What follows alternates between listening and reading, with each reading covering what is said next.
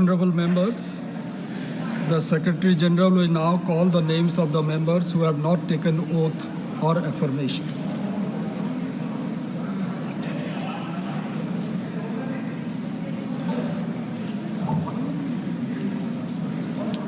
Jammu and Kashmir, Shri Abdul Rashid Sheikh.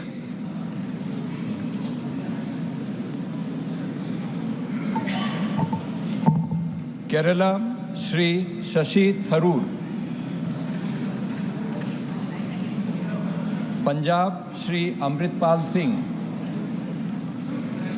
West Bengal, Shri S.K. Nurul Islam.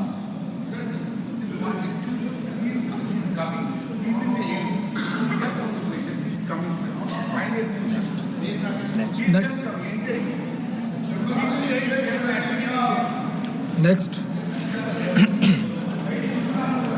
Shri Adhikari Deepak Dev.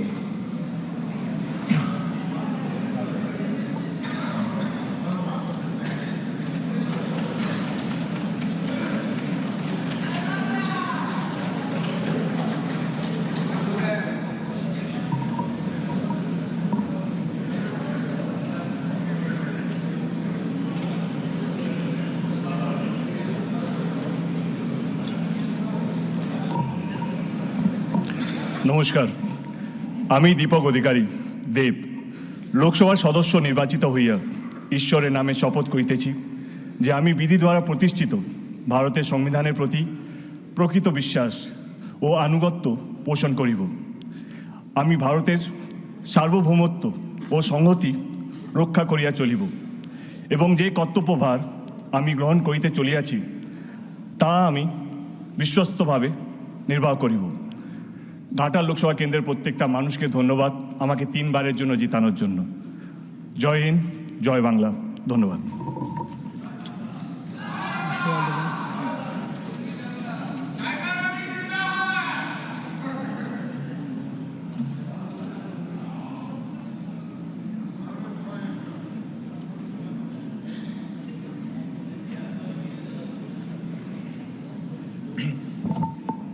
Shri Shatrughan Prasad Sinha.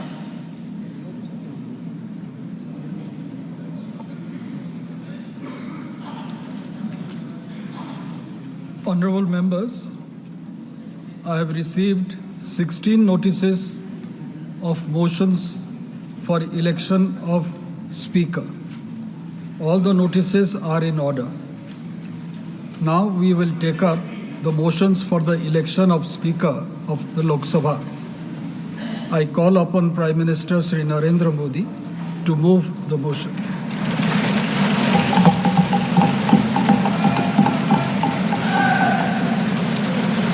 महोदय, मैं प्रस्ताव करता हूं कि श्री ओम बिरला जी जो इस सभा के सदस्य हैं को इस सभा के अध्यक्ष के रूप में चुना जाए। Shri Rajnath Singh to second the motion. महोदय, आपकी अनुमति से माननीय प्रधानमंत्री जी द्वारा प्रस्तुत प्रस्ताव का मैं समर्थन करता हूं। Shri Rajiv Ranjan Singh alias Lalan Singh.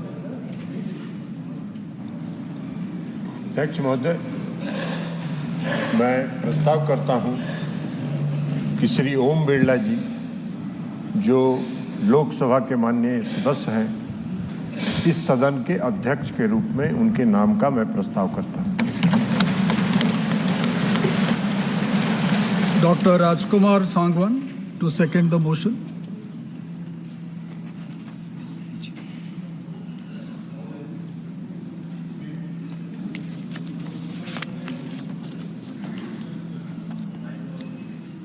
चल रहा है।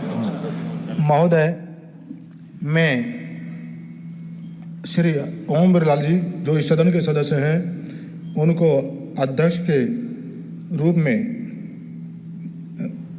अपना समर्थन देता हूं। Shri Jitan Ram Majhi.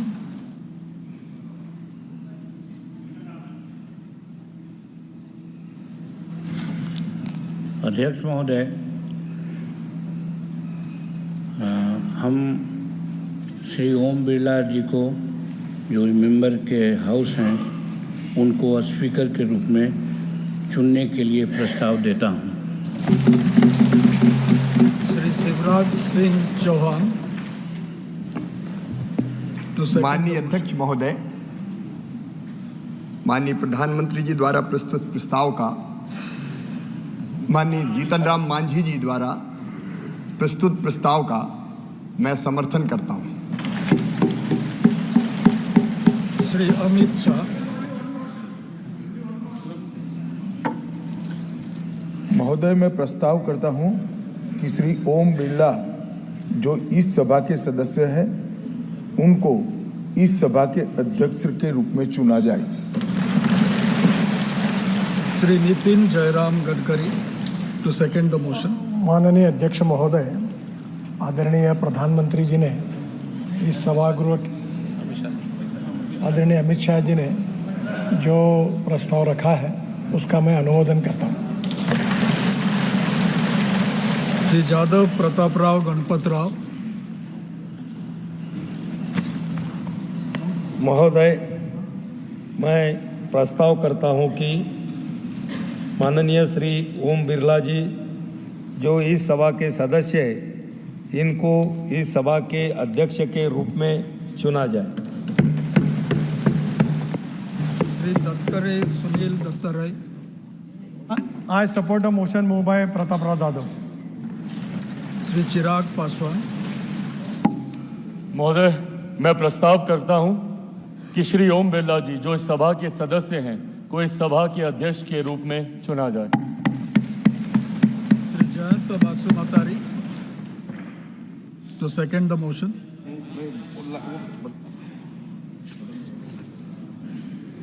I rise to second the move by Sri Chirag Paswan that Sri Om Birla, a member of the House, be chosen as the Speaker of the House. Thanks.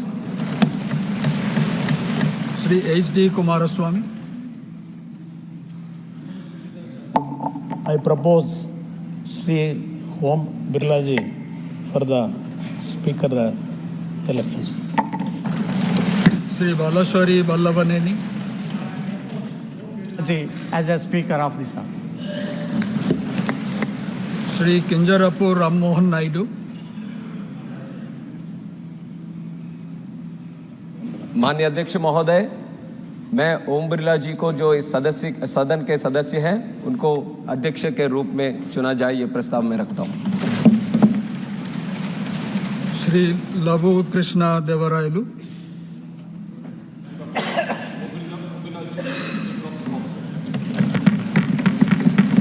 Doctor Indra Hang Subba to move the motion.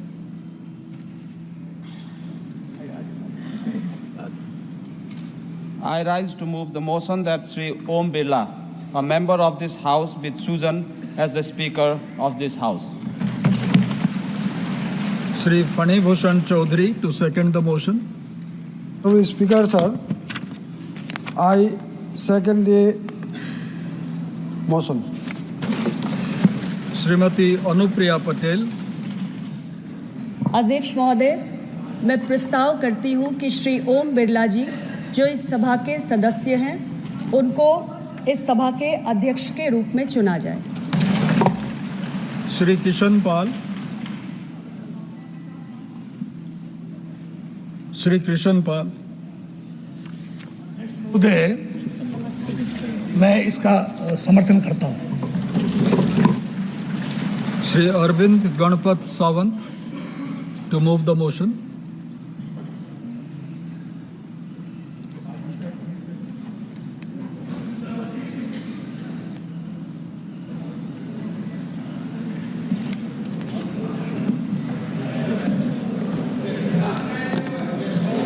Item number 12. Mic is not working. Sir, Honorable Chairman, sir, that Shri Kodikunil Suresh, a member of this House, be chosen as the Speaker of the House, sir. Thank you. Shri N.K. Premchandran to second the motion. I second the motion moved by my letter friend Shri Anand Sawan to nominate Shri K. Suresh as the Speaker. Anand Bhadauria to move the motion. महोदय, मैं प्रस्ताव करता हूं कि श्री के सुरेश जी जो इस सदन के माननीय सदस्य हैं को लोकसभा का अध्यक्ष चुना जाए। Shri Tariq Anwar to second the motion. हाँ, महाशय, जो प्रस्ताव अभी रखा गया है के सुरेश जी के लिए, उनको सदन का अध्यक्ष चुना जाए, मैं उसका समर्थन करता हूँ। Srimati Supriya Sule. So I. Wait. Mike is on. Wait. So I would like to move the motion that Shri Kodikunil Suresh, as a member of the House, to be chosen as the Speaker of the House. Srimati Kanimodi Karunanidhi. Sir, I second the motion moved by Supriya Sule to choose Kodikunil Suresh as the Speaker of the House. Dr. Virendra Kumar to move the motion.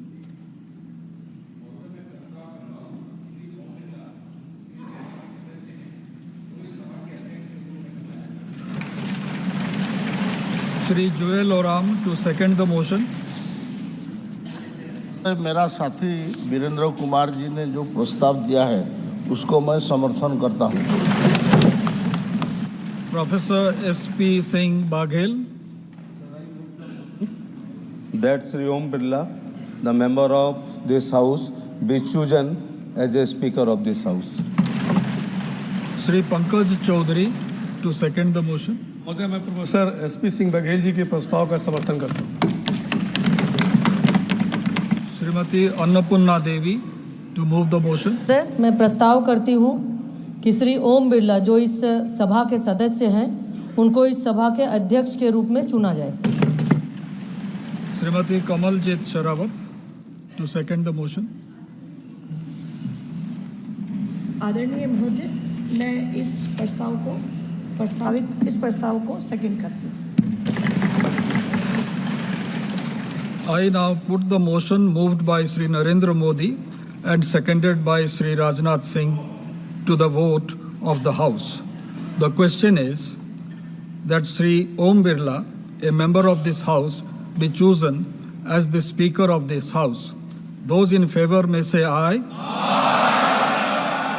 Those against may say no. No. I think the ayes have it. The ayes have it.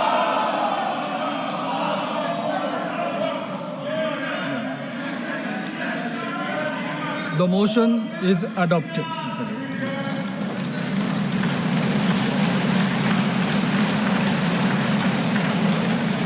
Shri Om Birla is declared elected as the Speaker of this House. Since the first motion moved by Shri Narendra Modi has been adopted, the motions moved thereafter have become infructuous. I invite Shri Om Birla to occupy the chair.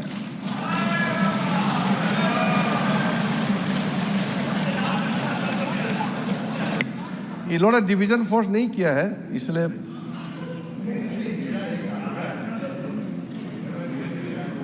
We have already crossed that stage. I invite Shri Om Birla to come up and occupy the chair.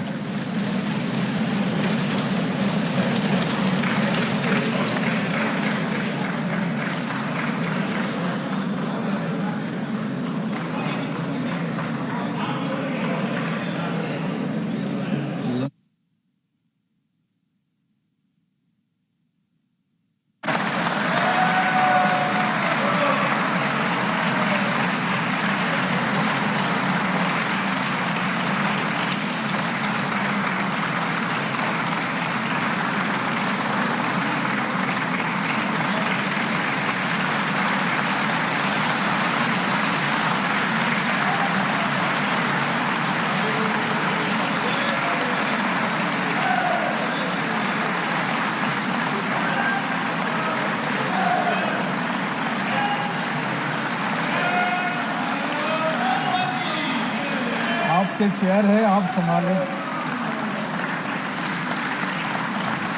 Please.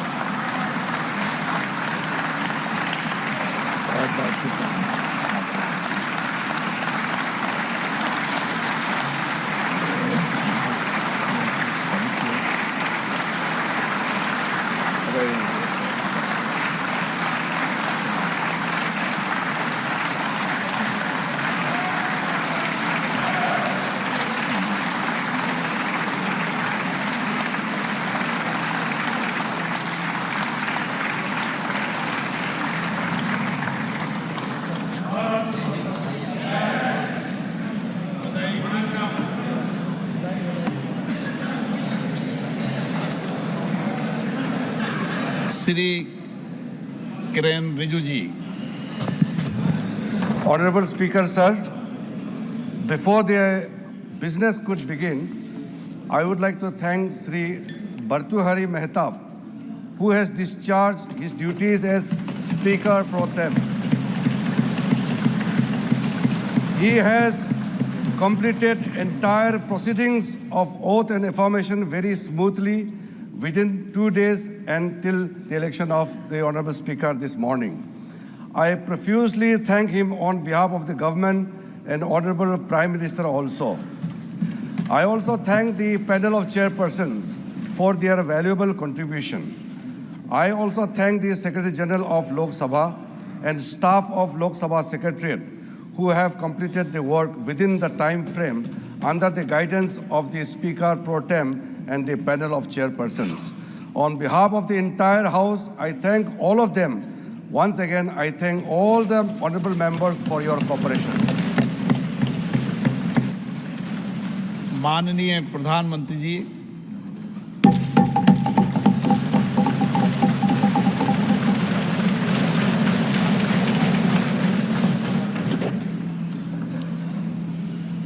आदरणीय अध्यक्ष महोदय, ये सदन का सौभाग्य है कि आप दूसरी बार इस आसन पर विराजमान हो रहे हैं। आपको और इस पूरे सदन को मेरी तरफ से मैं बहुत बहुत बधाई देता हूं।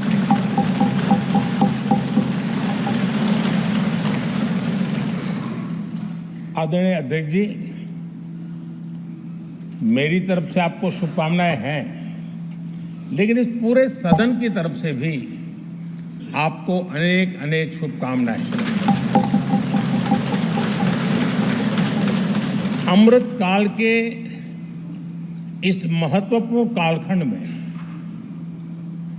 दूसरी बार इस पद पर विराजमान होना बहुत बड़ा दायित्व आपको मिला है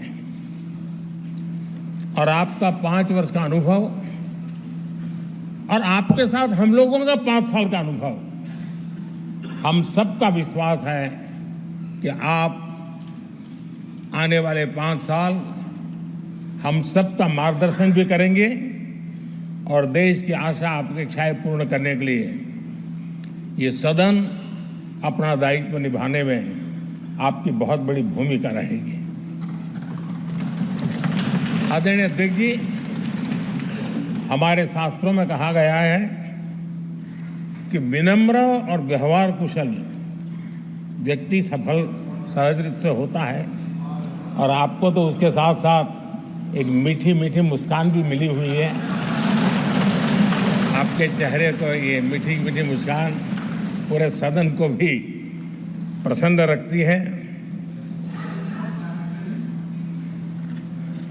मुझे विश्वास है आप हर कदम पर नए प्रतिमान, नए कीर्तिमान गढ़ते आए हैं। 18वीं लोकसभा में स्पीकर का कार्यभार दूसरी बार संभालना ये अपने आप में एक बड़ा नया रिकॉर्ड बनते हम देख रहे हैं। श्री बलराम जाखड़ जी वो पहले ऐसे अध्यक्ष थे जिन्होंने 5 साल कार्यकाल पूरा करके फिर दोबारा उनको स्पीकर बनने का अवसर मिला था। उसके बाद आप हैं जिन्हें 5 साल पूर्ण करने के बाद दोबारा इस पद पर हासिल होने का अवसर मिला। गत 20 साल का एक ऐसा कालखंड रहा है कि ज्यादातर स्पीकर या तो उसके बाद चुनाव नहीं लड़े हैं या तो जीत करके नहीं आए हैं। आप समझ सकते हैं कि स्पीकर का काम कितना कठिन है कि उसके लिए दोबारा जीतना मुश्किल हो जाता है, लेकिन आप जीत करके आए हैं, इसके लिए एक नया इतिहास आपने गढ़ा। आदरणीय अध्यक्ष जी, इस सदन में ज्यादातर हमारे सभी माननीय सांसद आपसे परिचित हैं, आपके जीवन से भी परिचित हैं, और पिछली बार मैंने इस सदन में आपके संबंध में काफी कुछ बातें रखी भी थी, और मैं आज उसको दोहराना नहीं चाहता हूं, लेकिन मैं एक सांसद के रूप में और हम सभी सांसद के रूप में आप जिस प्रकार से एक सांसद के नाते काम करते हैं, ये भी जानने योग्य है और बहुत कुछ सीखने योग्य है। मुझे विश्वास है कि आपकी कार्यशैली एज ए सांसद भी, हमारे जो फर्स्ट टाइमर सांसद हैं, हमारे युवा सांसद हैं, उनको जरूर प्रेरणा देगी। आपने अपने कार्यक्षेत्र में, संसदीय क्षेत्र में स्वस्थ मां और स्वस्थ शिशु एक कमिटमेंट के साथ जो अभियान चलाया है, और सुपोषित मां, इस अभियान को आपने जिस प्रकार से अपने क्षेत्र में प्राथमिकता देकर के खुद को इन्वॉल्व करके किया है, वो वाकई प्रेरक है। आपने कोटा के ग्रामीण क्षेत्रों में हॉस्पिटल ऑन व्हील्स, ये भी एक मानव सेवा का उत्तम काम, जो राजनीतिक कामों के सिवाय करने वाले कामों में आपने चुना है, वो भी अपने आप में गांव-गांव लोगों को स्वास्थ्य सेवाएं पहुंचाने में मदद कर रहा है। आप नियमित रूप से गरीबों को कपड़े, कंबल, मौसम के अनुसार छाता की जरूरत है छाता, जूते, ऐसी अनेक सुविधाएं समाज के आखिरी तबके के जो लोग हैं उनको खोज करके पहुंचाते हैं। खेलों में प्रोत्साहन देना आपके क्षेत्र के युवकों में, ये आपने एक प्राथमिकता के रूप से काम उठाया है। आपके पिछले कार्यकाल में 17वीं लोकसभा में मैं कहता हूं कि संसदीय इतिहास का वो स्वर्णिम कालखंड रहा है। आपकी अध्यक्षता में संसद में जो ऐतिहासिक निर्णय हुए हैं, आपकी अध्यक्षता में सदन के माध्यम से जो सुधार हुए हैं, ये अपने आप में एक सदन की भी और आपकी भी विरासत है। और भविष्य में 70वीं लोकसभा के संबंध में जब विश्लेषण होंगे, उसके विषय में लिखा जाएगा, तो भारत के भविष्य को नई दिशा देने में आपकी अध्यक्षता वाली 70वीं लोकसभा की बहुत बड़ी भूमिका रही है। आदरणीय अध्यक्ष जी, 17वीं लोकसभा में नारी शक्ति वंदन अधिनियम 2023, जम्मू कश्मीर पुनर्गठन विधेयक, भारतीय न्याय संहिता, भारतीय साक्ष्य बिल, भारतीय नागरिक सुरक्षा संहिता, सामाजिक सुरक्षा संहिता, digital personal data protection bill, मुस्लिम महिला विवाह अधिकार संरक्षण विधेयक, transgender persons protection of rights bill, consumer protection bill, direct tax विवाद से विश्वास विधेयक, सामाजिक, आर्थिक और राष्ट्रीय महत्व के ऐसे कितने ही महत्वपूर्ण ऐतिहासिक कानून 17वीं लोकसभा में आपकी अध्यक्षता के अंदर इस सदन ने पारित किए हैं। और देश के लिए एक मजबूत नींव बनाई है। जो कार्य आजादी के 70 साल में नहीं हुए, आपकी अध्यक्षता में इस सदन ने इसको करके दिखाया। आदरणीय अध्यक्ष जी, लोकतंत्र की लंबी यात्रा में कई पड़ाव आते हैं। कुछ अवसर ऐसे होते हैं जब हमें कीर्तिमान स्थापित करने का सौभाग्य मिलता है। 17वीं लोकसभा में उपलब्धियां, मुझे पूरा विश्वास है देश आज भी और भविष्य में उसका गौरव करेगा। आज देश अपनी आकांक्षाओं की पूर्ति के लिए भारत को आधुनिक बनाने की दिशा में जब हर तरह से प्रयास हो रहे हैं, मैं मानता हूं कि ये नया संसद भवन भी अमृतकाल के भविष्य को लिखने का काम करेगा और वो भी आपकी अध्यक्षता। नए संसद भवन में हम सबका प्रवेश आपकी ही अध्यक्षता में हुआ और आपने संसदीय कार्यप्रणाली को प्रभावी और जिम्मेदार बनाने का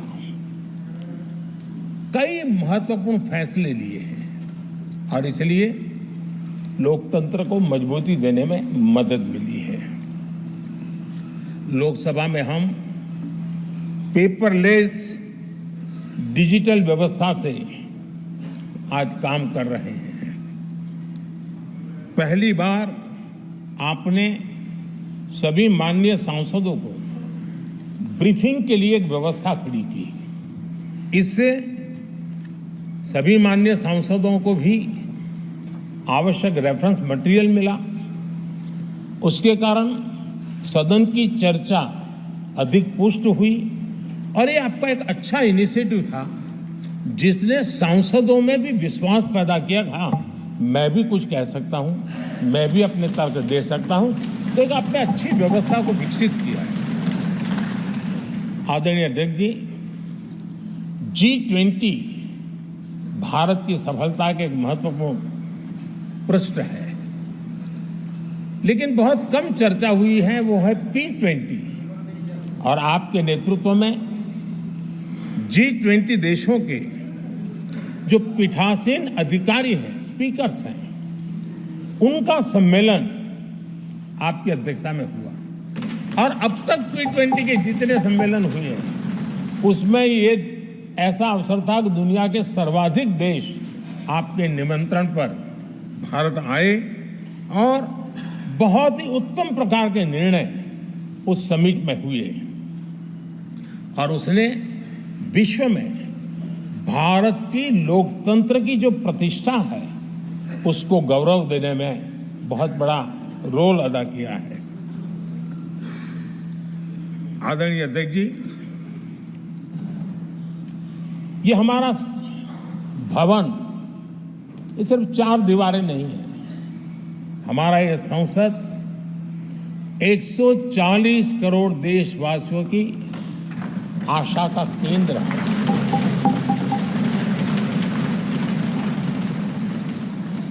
संसद की कार्यवाही, जवाबदेही और आचरण हमारे देशवासियों के मन में लोकतंत्र के प्रति जो उनकी निष्ठा है उसको और अधिक मजबूत बनाता है।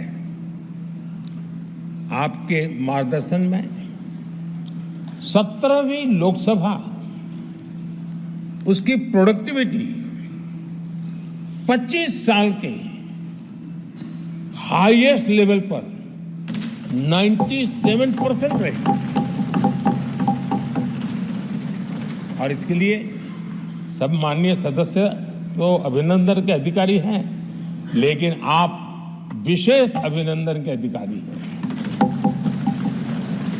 कोरोना जैसे मुश्किल कालखंड में आपने हर सांसद से व्यक्तिगत फोन पर बात करके उनका हाल पूछा। कहीं किसी सांसद की बीमारी की खबर आई तो आपने सदन के अध्यक्ष के नाते व्यक्तिगत रूप से उसकी चिंता की। और वो सभी दल के सांसदों से जब मुझे सुनने को मिलता था, मुझे बड़ा गर्व होता था कि जैसे आप इस सदन के परिवार के मुखिया के रूप में उस कोरोना कालखंड में भी व्यक्तिगत चिंता करते थे। कोरोना काल में भी आपने सदन का काम रुकने नहीं दिया। सांसदों ने भी आपके हर सुझाव को सर आंखों पे चढ़ाया। किसी को ऊपर बैठने के लिए कहा तो वो वहां जाके बैठा, किसी को दूसरे जगह पे जाके बैठने के लिए कहा तो वो भी बैठा। लेकिन देश के काम को किसी ने रुकने नहीं दिया। लेकिन आपने ये जो फैसले किए उसका परिणाम है कि हम उस कठिन कालखंड में भी कार्य कर पाए। और एक खुशी की बात है कि कोरोना काल में सदन ने 170% प्रोडक्टिविटी, ये अपने आप में दुनिया के लिए एक बहुत बड़ी खबर है। आदरणीय अध्यक्ष जी, हम सब चाहते हैं कि सदन में आचरण, सदन के नियमों का पालन हम सब करें। और आपने बड़े सटीक तरीके से, संतुलित तरीके और कभी कभी कठोरता के साथ भी फैसले लिए हैं। मैं जानता हूं कि ऐसे निर्णय आपको पीड़ा भी देते हैं, लेकिन सदन की गरिमा और व्यक्तिगत पीड़ा के में आपने सदन की गरिमा को पसंद किया और सदन की परंपरा को बनाने का प्रयास किया। ये साहसपूर्ण काम के लिए भी आदरणीय अध्यक्ष जी, आप अभिनंदन के अधिकारी हैं। मुझे विश्वास है आदरणीय अध्यक्ष जी, आप तो सफल होने ही वाले हैं, लेकिन आपकी अध्यक्षता में यह 18वीं लोकसभा भी बहुत सफलतापूर्वक देश के नागरिकों के सपनों को पूर्ण करेगी। मैं फिर एक बार आपको इस महत्वपूर्ण दायित्व के लिए और देश को विकास की नई ऊंचाइयों पर ले जाने वाले इस सदन की अध्यक्षता के लिए हृदय से बहुत बहुत शुभकामनाएं देता हूं, बहुत बहुत बधाई देता हूं। श्री राहुल गांधी जी।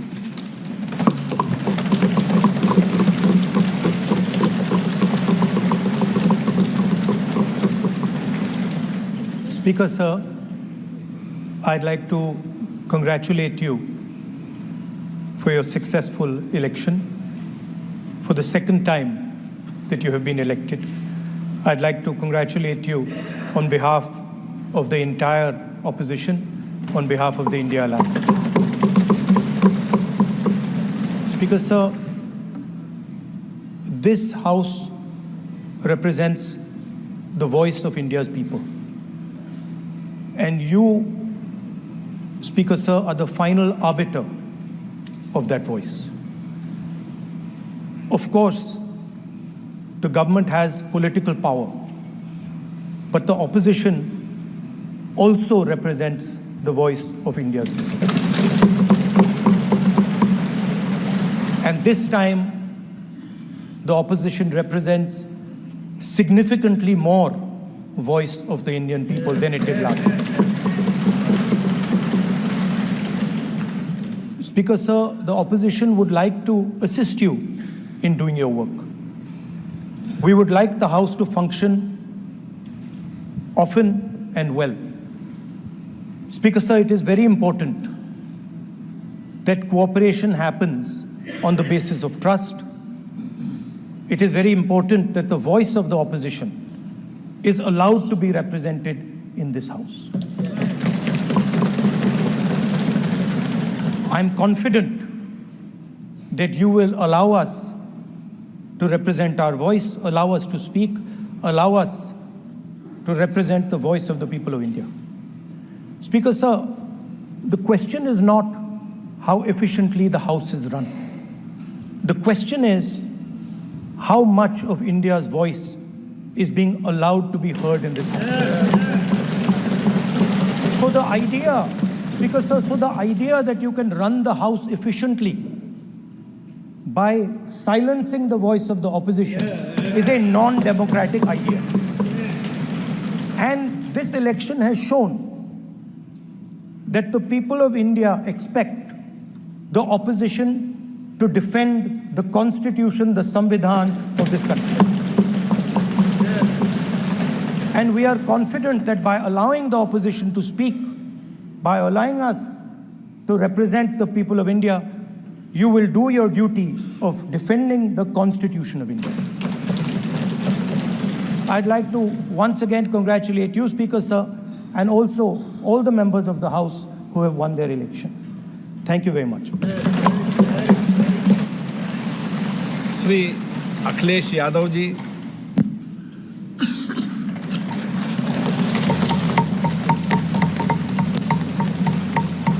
लोकसभा के नवनिर्वाचित अध्यक्ष जी को मैं बहुत बहुत बधाई और शुभकामनाएं देना चाहता हूं। जहां प्रधानमंत्री जी और हमारे साथी लीडर ऑपोजिशन ने आपको बधाई दी है, वहीं मैं भी उनसे जुड़ कर के आपको बधाई देना चाहता हूं। आप इस सदन के स्पीकर दोबारा चुने गए हैं। आपके पास 5 साल का जहां अनुभव रहा है, वहीं आपके पुराने और नए सदन का भी आपको अनुभव रहा है। मैं अपनी तरफ से, अपने साथ के सभी सदस्यों की तरफ से बहुत बहुत बधाई और शुभकामनाएं देता हूं। जिस पद पर आप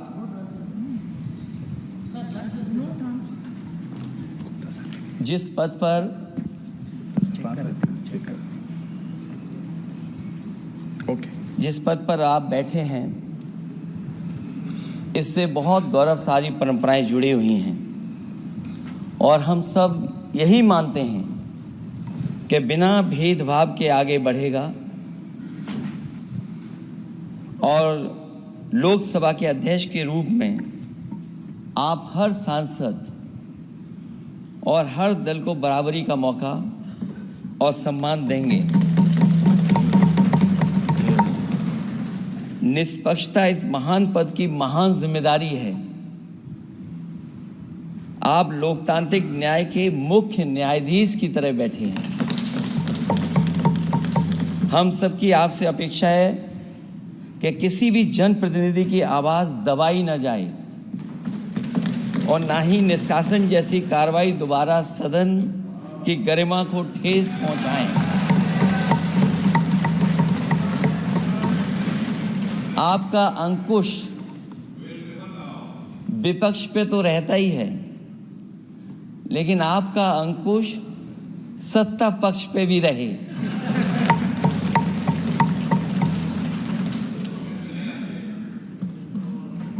अध्यक्ष महोदय, आपके इशारे पर सदन चले, इसका उल्टा ना हो। हम आपके हर न्याय संगत फैसले के साथ खड़े हैं। मैं एक बार फिर आपको इस अध्यक्ष पद पर बैठने के लिए बहुत बहुत बधाई देता हूं। मैं सदन में पहली बार आया हूं, ये नए सदन में। मुझे लगा कि हमारे स्पीकर की कुर्सी बहुत ऊंची होगी,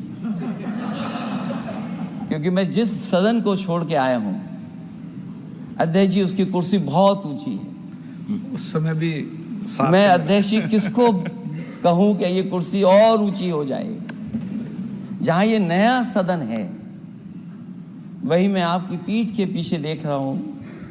पत्थर तो सही लगे हैं, सब कुछ अच्छा लगा है, लेकिन कुछ दरार में मुझे कुछ सीमेंट अभी भी लगा दिखाई दे रहा है। अध्यक्ष महोदय, मुझे उम्मीद है कि आप जितना सत्ता पक्ष का सम्मान करेंगे, उतना ही विपक्ष का सम्मान कर करके हमें भी अपनी बात रखने का मौका देंगे। मैं आपको बधाई देता हूं, शुभकामनाएं देता हूं, हर तरीके से साथ आपके साथ हैं। बहुत धन्यवाद। Shri Saugata Roy ji absent. Sudip Bandyopadhyay ji. Sir, I congratulate you for your becoming second time Honorable Speaker of the House. Sir, my first entry in this parliament was in 12th Lok Sabha.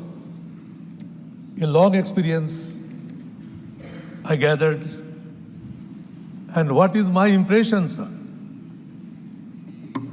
That a house doesn't run properly if there is no leader of the opposition officially.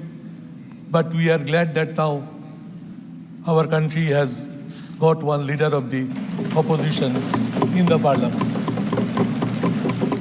Sir, parliamentary democratic system upon which we are the firm believers, it depends upon the secularism, communal harmony and unity of the country. Somewhere, sir, the floor of the house always depends that what would be the attitude of the Treasury bench. It is my firm belief, and so far parliamentary democratic process is concerned, sir, the house belongs to the opposition. This attitude is to be adopted by the ruling party itself. Sir, you may have your good wishes, your good intention, but sometimes you have to bow down to the ruling party's pressure, which my experiences say. Sir, suspension of 150 MPs on one day, it has happened in this country.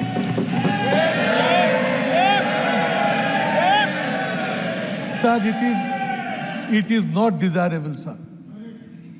Honorable Prime Minister has mentioned about the introduction and passing of so many bills in the House.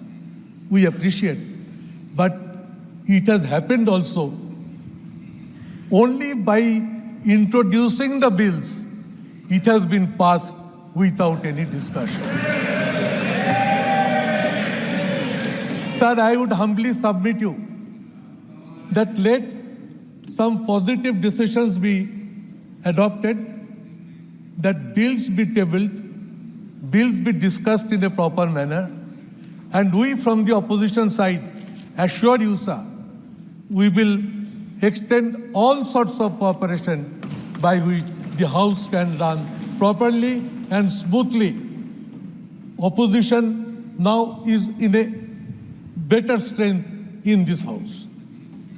So to neglect the opposition should not be the attitude of the Treasury bench. So I would request Honorable Prime Minister and the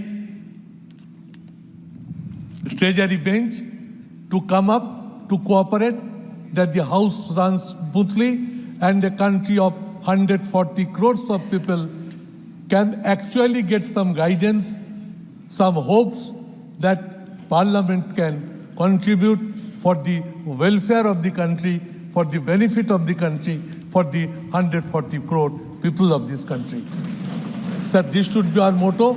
We want to see that 18th Lok Sabha can run smoothly and can create a history that it has actually reached to its target by running smoothly for the interest of the nation, keeping secularism and communal harmony intact, and the constitution should be remain upheld and its situation should not ever be allowed to be disturbed. Thank you, sir.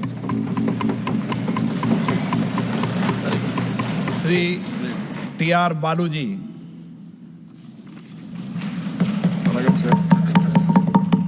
Sir, Honorable Speaker, sir, it is my greatest occasion to felicitate you once again in this parliament. Sir, on behalf of my leader, Dr. Thalapathy M.K. Stalin, an illustrious son of illustrious leader, Dr. M.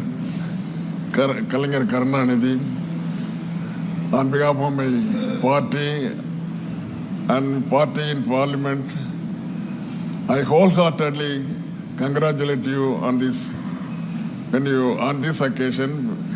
In fact, when you occupied the exalted chair, it was I am overwhelmingly enthused to appreciate and shower love and affection on you, sir. Sir, you might have been elected in lotus symbol. The lotus is known for, I always float in water, over the water. But it don't allow the water to stick onto the lotus. This is a natural thing. Like that, you might have been elected by my BJP friends. Hereafter, there is no politics between you and the house. You don't have any color also. There is no color at all. So you have to treat each and every opposition as well as ruling party in the same care. So I should only request you, kindly be impartial. Thank you. Lao Sri Krishna. So thank you, sir. On behalf of Telugu Desam Party and Chandrababu Naidu Garu and fellow members of Lok Sabha, 5 crore people of Andhra Pradesh, and on my own behalf, I congratulate you on being elected as Speaker of this House, sir. It is a rare opportunity as a Speaker, being elected and nominated and elected for the second time, sir. There were 5 members before you, and 2 are from Andhra Pradesh. One, Neelam Sanjay Reddy Garu. Second one, Balayogi Ji Garu. All these 5 members were nominated and elected for 2 times, sir, but somehow they didn't finish the 10-year term, sir. But you have this opportunity to complete this 10-year term, sir. There is some coincidence between both of us, sir. You being a first-time Speaker of this House and me being the first-time member of this House in 17th Lok Sabha, sir. And in the last 5 years, there's some groundbreaking things that have happened, starting with moving from the old parliament to the new parliament, sir.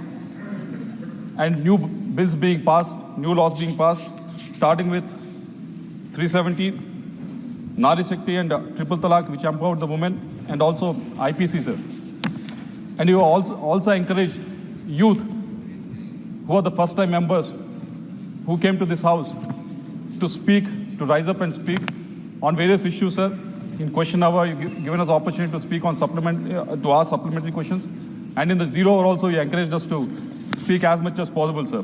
And the whole experience of digital and also digitalization of the whole proceedings and also the research facilities that are available in the library have been vastly improved in the last 5 years, sir. And I hope it will continue in the next 5 years in your term, sir. And also, with regards to the question hour, sir, with the vigor with which you used to conduct, you used to make sure that most of the questions get answered in this House, sir. And you used to tell ministers to be crisp and answer in a pointed way, and used to give the members enough time to ask their questions, sir. So I hope that tradition will continue. And also remember, sir, during the times of COVID, it was something that no one has seen coming, sir, but you made sure that when everyone was worried how this House will function, you made sure that it has proceeded in a way, in a safe way, and also made sure that most of the members could express their views and problems from their state, sir. So I conclude by once again congratulating you, sir, and wishing you best of times in running the House, sir. I assure you, Telugu Desam Party will support you in the next 5 years in smooth running of this House, sir. Thank you very much. Sri Rajiv Ranjan Singh Ji. अध्यक्ष महोदय, 18वीं लोकसभा के अध्यक्ष के रूप में निर्वाचित होने के लिए मैं आपको हृदय से बधाई देता हूं।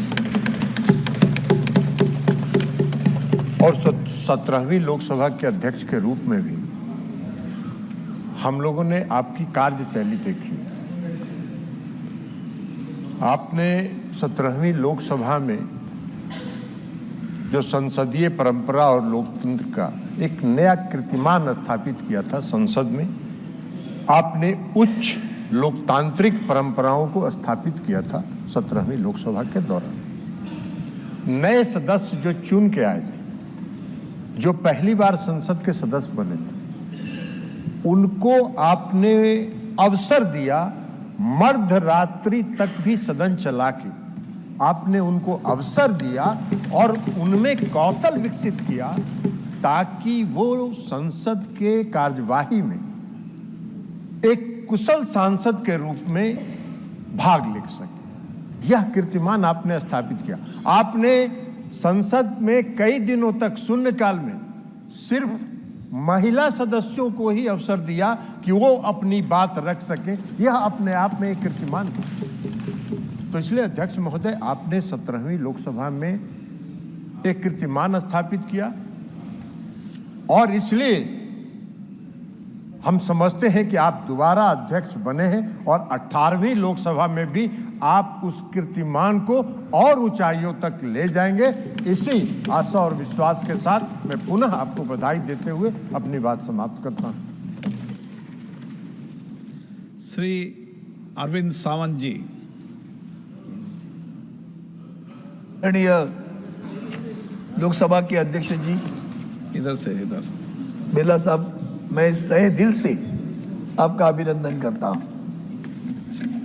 पहली तो बात ऐसी कि आपको हमने 5 वर्ष से अनुभव लिया है, पुराने सदन में, नए सदन में, और दोबारा फिर उस न्यायाधीश जैसे पद पर विराजमान हुए हो। दिल से आपका अभिनंदन करता हूं। लेकिन अपेक्षा करता हूं कि जिस ढंग से कुछ, जैसे आदरणीय प्रधानमंत्री जी ने कहा, कुछ कानून पास किए गए, उस कानून में एक कानून पास गया इलेक्शन कमिश्नर का।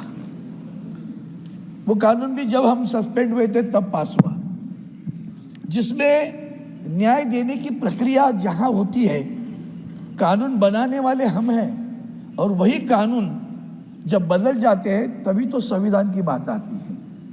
और संविधान की सुरक्षा के लिए ये इंडिया अलायंस बना। मैं आपसे इतनी अपेक्षा करता हूँ, हम जब बोलते तो शब्दों में भी, और खास करके सत्ता पक्ष, शब्दों में जान होनी चाहिए, शब्दों में शान भी होनी चाहिए, और वचन पूर्ति जो दी है हमने करनी चाहिए। जो वचन हमने दिए हैं वो करनी चाहिए।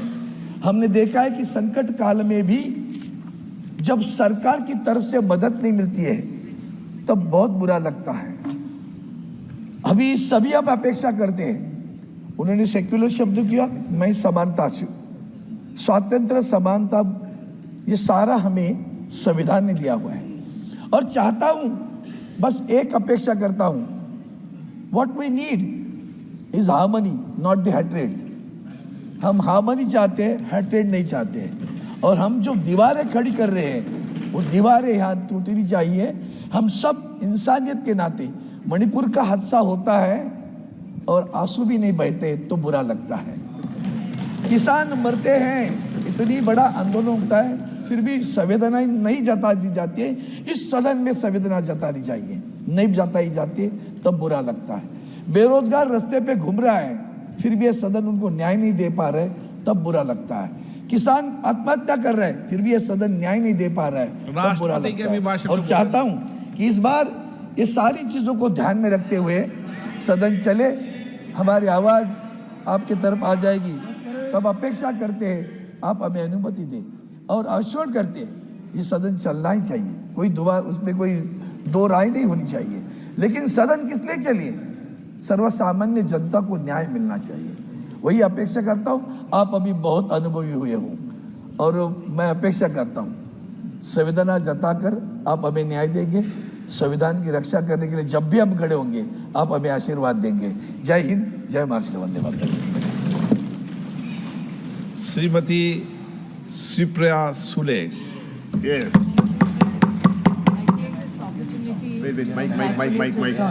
I take this opportunity on behalf of the Nationalist Congress Party and the original founder and our beloved leader Shri Sharad Pawar ji and all of us to congratulate you on your second innings. I still remember the first day when I met you, sir, with my colleague and friend Rajiv Pratap Rudy ji. तब आपको मैं पहली बार मिली थी और उसके बाद आप इस सीट पे जब से विराजमान हुए, हमेशा हम सब का आपने ख्याल भी रखा है।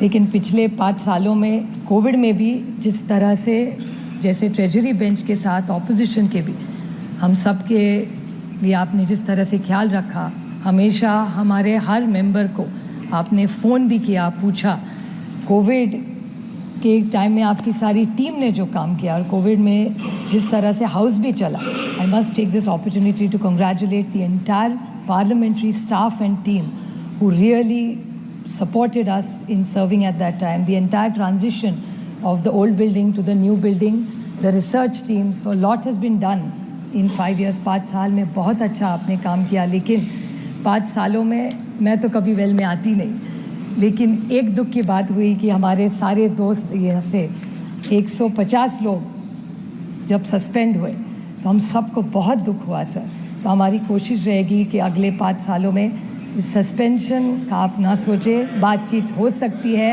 हमेशा हम डायलॉग के लिए तैयार रहते हैं। और तब मेघवाल जी और प्रहलाद जोशी जी के साथ बहुत अच्छा काम कर पाए 5 साल। मेरी सिर्फ नए मेंबर्स को एक विनती रहेगी कि बहुत मेहनत करके हम सब यहाँ चुन के आते हैं।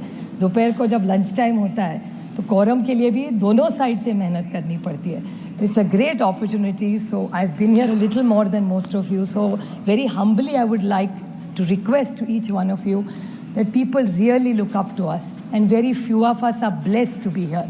So let's make this opportunity into a great advantage for this nation and deliver superior results from here, where whichever side we sit on, the common goal is to serve the nation. So if we all spend more time here together to deliberate more, to argue more from both sides, and to make sure that we serve India and make it a good nation, a brighter nation, because India is one of the largest democracies in the world. So any little thing that happens here affects globally, and democracy is looked as a dark light. So we did that mistake last time. I urge the Honorable Treasury Department that we are here to work and we are here to serve, and I hope we have a much better and a warmer relationship. और house चलाना हमारी जिम्मेदारी नहीं, treasury bench की होती है। तो मेरे ख्याल से नए मंत्री जो आए, जो हमारे दोस्त रहे हैं, उनके हम बहुत सारी उनसे हमारी अपेक्षा है। और thank you very much sir, thank you. Shri Rangappa Badne. माननीय अध्यक्ष महोदय, मेरी पार्टी शिवसेना, जो कि बाला साहब ठाकरे के विचार से कार्य करती है और भारतीय जनता पार्टी से सबसे पुराने गठबंधन के साथ रहने वाली है, जिसका नेतृत्व महाराष्ट्र राज्य के मुख्यमंत्री सम्माननीय एकनाथ जी शिंदे कर रहे। मेरी पार्टी शिवसेना और शिंदे साहब के ओर से मैं आपको शुभकामना देना चाहता हूँ। हिंदू धर्म में हर शुभकामना ओम से होती है और ओम ये शुभ माना जाता है।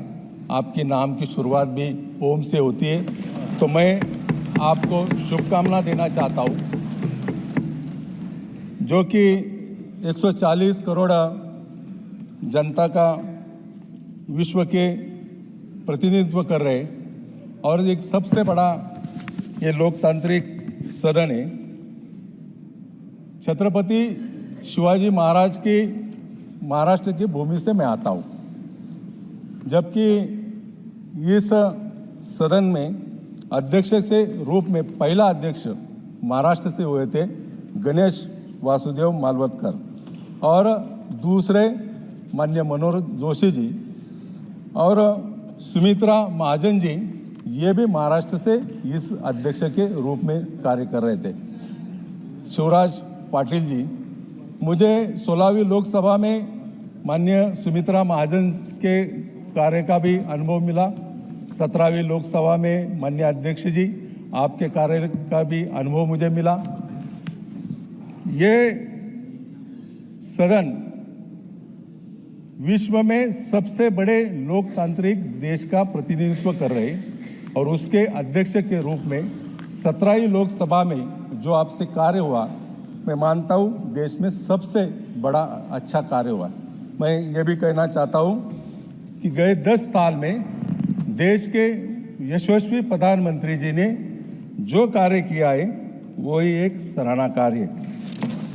माननीय अध्यक्ष महोदय जी, आपकी शुरुआत संगठन से हुई और मैं ये भी जानना चाहता हूँ, ये भी कहना चाहता हूँ कि पूरे संसद में जितने चुन के आते बड़े मुश्किल का सामना करते हो, बड़े मेहनत से यहाँ तक पहुँचते।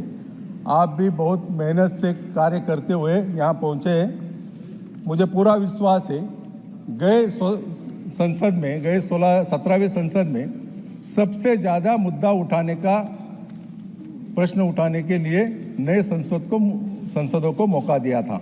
अभी 281 नए संसद आए, सबसे ज़्यादा से ज़्यादा जुड़ा और चलाए, सबको मौका मिले, जबकि आने वाले दिनों में पूरे विश्वास के साथ कार्य हो सके। मैं मेरी पार्टी शिवसेना के तरफ से आपको शुभकामना देता हूँ। बड़े आप अनुभवी हैं, सबको लेकर कार्य करेंगे। मैं जिस क्षेत्र से आता हूँ, जगत गुरु संत तुकाराम महाराज की भूमि। आप जितने मुलायम हैं उतने ही कठोर रूप से भी कार्य करते हैं। मैं संत तुकाराम महाराज के कई पंक्तियाँ मराठी में कहना चाहता हूँ। मऊ मेना ओविनी आम्ही विष्णुदास, कठीण वज्रास भेदू ऐसे, तरी देऊ कासेची लंगोटी, नाठाळाच्या माती हाणू काठी। धन्यवाद। जय हिंद, जय Maharashtra. Shri Chirag Paswan. Thank you so much, Speaker sir. Sir, सबसे पहले I would want to take this opportunity to congratulate you on behalf of my party, लोक जनशक्ति पार्टी रामविलास। सर, हम लोगों को बहुत खुशी है आपको पुनः इस चेयर पर देखकर। 18वीं लोकसभा में जिस तरीके से पुनः आपको ये जिम्मेदारी मिली है, हम सबका सर 17वीं लोकसभा का एक अपना अनुभव है। उस वक्त जिस तरीके से आपने महिलाओं को और युवाओं को, ऐसे सांसद जो पहली बार चुनकर आए, सर उनको आपने प्रोत्साहित करने का काम किया, सामने से आपने उनको मौका देने का काम किया। सर, इस बार मेरी पार्टी में भी महिलाओं और युवाओं की तादाद है। उम्मीद मैं यही रखूंगा कि उनको भी आप उसी तरीके से मौका देंगे। मेरे नेता, मेरे पिता आदरणीय रामविलास पासवान जी के विचारों को लेकर हमारी पार्टी आगे बढ़ने का काम कर रही है। आपने पिछले 5 साल में सर इन तमाम विचारों को इस सदन में रखने का मौका दिया, और इस बात को सर कहने में मुझे कतई कोई संकोच नहीं है कि आपके द्वारा जो फैसले पिछले 5 सालों में लिए गए, उसने संविधान की मर्यादा को बढ़ाने का काम किया और लोकतंत्र को और मजबूती देने का काम किया। सर, हम लोग चुनाव बाहर लड़कर आ गए हैं। मैं तमाम साथियों से यही आग्रह करूंगा कि जहां चुनाव लड़ना था हम लोग लड़ चुके हैं। अब हम सब की जिम्मेदारी है कि अपने अपने क्षेत्र के मुद्दों को हम लोग यहाँ पर रखें और अपने देश को आगे लेकर जाने की जिम्मेदारी के साथ हम लोग यहाँ पर कार्य करने का प्रयास करें। सर, आज सिर्फ आपको बधाई देने के उद्देश्य से हम लोग खड़े हुए हैं, पर हाँ, कई बार जब विपक्ष के द्वारा कई बातें कही जाती हैं, मैं इतना भी मैं ज़रूर आग्रह करूंगा कि जब एक उंगली आप किसी की तरफ उठाते हैं तो बाकी उंगलियां आपकी तरफ उठती हैं। जब आप सत्ता पक्ष से किसी एक आचरण की उम्मीद रखते हैं तो वही उम्मीद हम लोग भी आपके राज्य में उसी आचरण की उम्मीद रखते हैं। कई राज्यों के ऐसे उदाहरण हैं, मैं नाम लेना नहीं चाहूँगा, पर जब आप स्पीकर के पद की बात करते हैं, आप डेप्यूटी स्पीकर के पद की बात करते हैं, तो कई राज्य ऐसे हैं जहां पे स्पीकर का पद और डेप्यूटी स्पीकर का पद भी आप ही के पास है, जहां पर सरकार एनडीए का कोई घटक दल नहीं चला रहा, विपक्ष के दल चलाने का काम कर रहे हैं। ऐसे में सर, इस उम्मीद के साथ कि अगले 5 साल आपका नेतृत्व, आपका मार्गदर्शन उतनी ही खूबसूरती से हम लोग को मिलता रहेगा जैसे पिछले 5 सालों में मिला। मैं एक बार फिर से अपनी पार्टी की तरफ से, लोक जनशक्ति पार्टी रामविलास की तरफ से आपका पुनः स्वागत करता हूं। पिछले 5 साल के लिए आपको बधाई देता हूं और अगले 5 साल के लिए आपको शुभकामनाएं देता हूं। धन्यवाद सर। Shri PV Mithun Reddy. Sir, thank you. I take this opportunity on behalf of YSR Congress Party to congratulate you for being elected to this esteemed position. Sir, in your previous term, you conducted yourself with a lot of dignity, and I must really appreciate the way your dedication to uphold the values of our democracy. We wish that even in this term, it is marked with success, and you continue the same initiatives like you encourage the newcomers in the last term, and you give a fair chance to everybody in this house. We assure you our full cooperation, sir. All the best for this tenure for you. Thank you very much. Shri Abhay Kumar Sinha. Sir, सबसे पहले sir आपको प्रणाम और पूरे सदन को प्रणाम। 18वीं लोकसभा के अध्यक्ष के रूप में चुने जाने पर मैं अपनी तरफ से और अपनी पार्टी राष्ट्रीय जनता दल की तरफ से दिल की गहराइयों से आपको धन्यवाद और बधाई देता हूं सर। और आशा और उम्मीद करता हूं सर, मैं सदन में पहली बार चुन करके आया हूं और जब 17वीं लोकसभा के आप अध्यक्ष थे महोदय, तो मैं आपको टीवी पर दिखता था और आज सौभाग्य हमें प्राप्त हुआ कि इतना नज़दीक से देखने का। मुझे आशा और उम्मीद है आपसे कि आप नए सदस्यों को आपका संरक्षण निश्चित तौर से प्राप्त होता रहेगा। मैं पुनः आपको हार्दिक बधाई देते हुए बहुत बहुत धन्यवाद।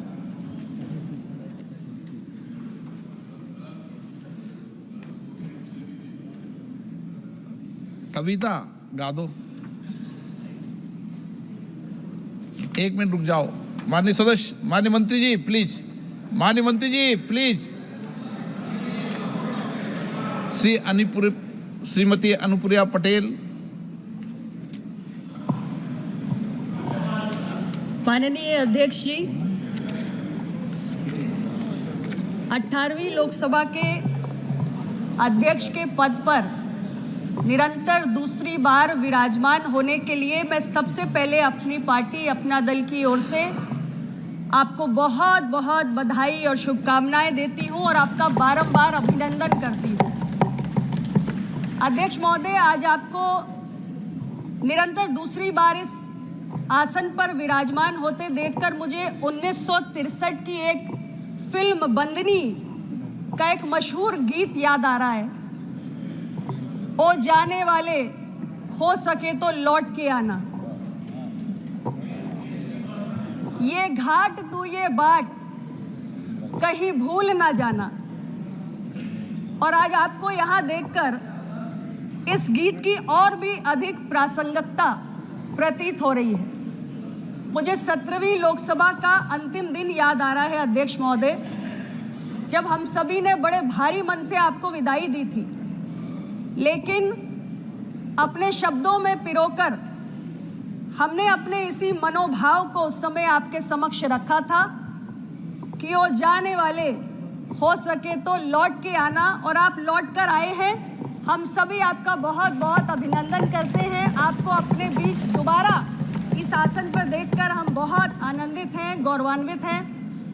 अध्यक्ष महोदय, आपसे पहले 18 अध्यक्षों में महज 5 ऐसे अध्यक्ष रहे हैं जिनको दूसरी बार लोकसभा का अध्यक्ष बनने का निरंतर अवसर मिला।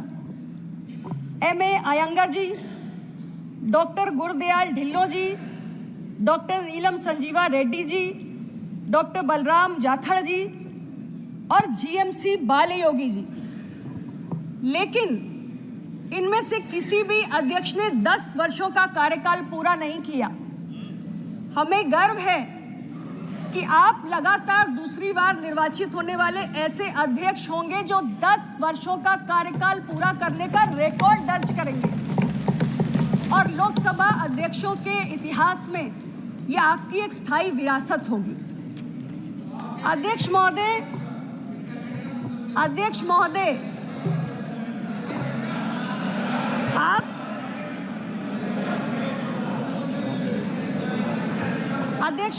हम सभी सांसद तो यहाँ केवल अपने अपने निर्वाचन क्षेत्र का प्रतिनिधित्व करते हैं, लेकिन आप पक्ष और विपक्ष इस पूरे सदन का प्रतिनिधित्व करते हैं और इस सदन की गरिमा के साथ साथ इसकी शक्ति का भी प्रतीक है।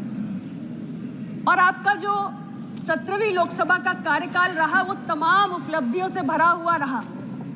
अध्यक्ष महोदय, आपने एक निष्पक्ष अध्यक्ष के रूप में अपनी छवि को गढ़ा है और अनेक उपलब्धियां आपके उस कार्यकाल की रही हैं, जिसका जिक्र मुझसे पूर्व के वक्ताओं ने भी किया है।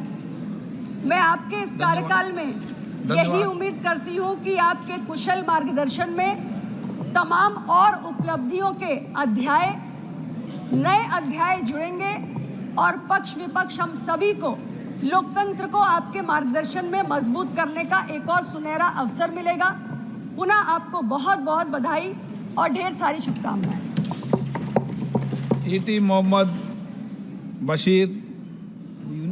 Sir, on behalf of Indian Union Muslim League and myself, I wish to express my heartfelt congratulations for your renewed assignment.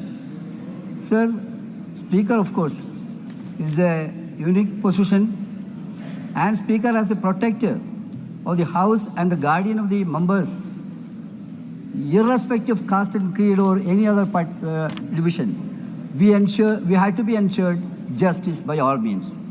Sir, impartiality should be the mantra of this House. Sir, we had bitter experience in past. Various occasions, opposition was oppressed and depressed. We all know that, which should not be repeated. Voice of the opposition, as correctly mentioned by the leader of opposition, Shri Rahul Ji, should be honored by all means, sir. Sir, I would like to say that we all should ensure justice, irrespective of party position, whether it is big party or junior parties like that.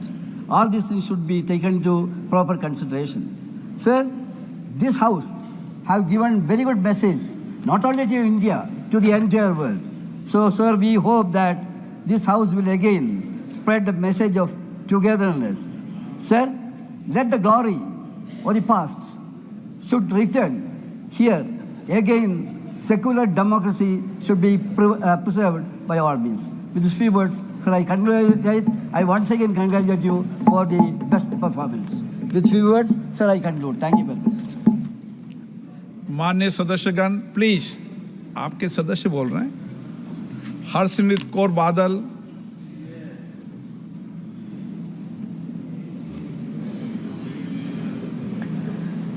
शुक्रिया sir. On behalf of my party, Shiromani Akali Dal, I rise to congratulate you on your successful election as Speaker for the second term. Sir, एक छोटे से राज्य की छोटी सी regional party का एक लौता member जो चौथी बारी यहाँ पहुँचा है,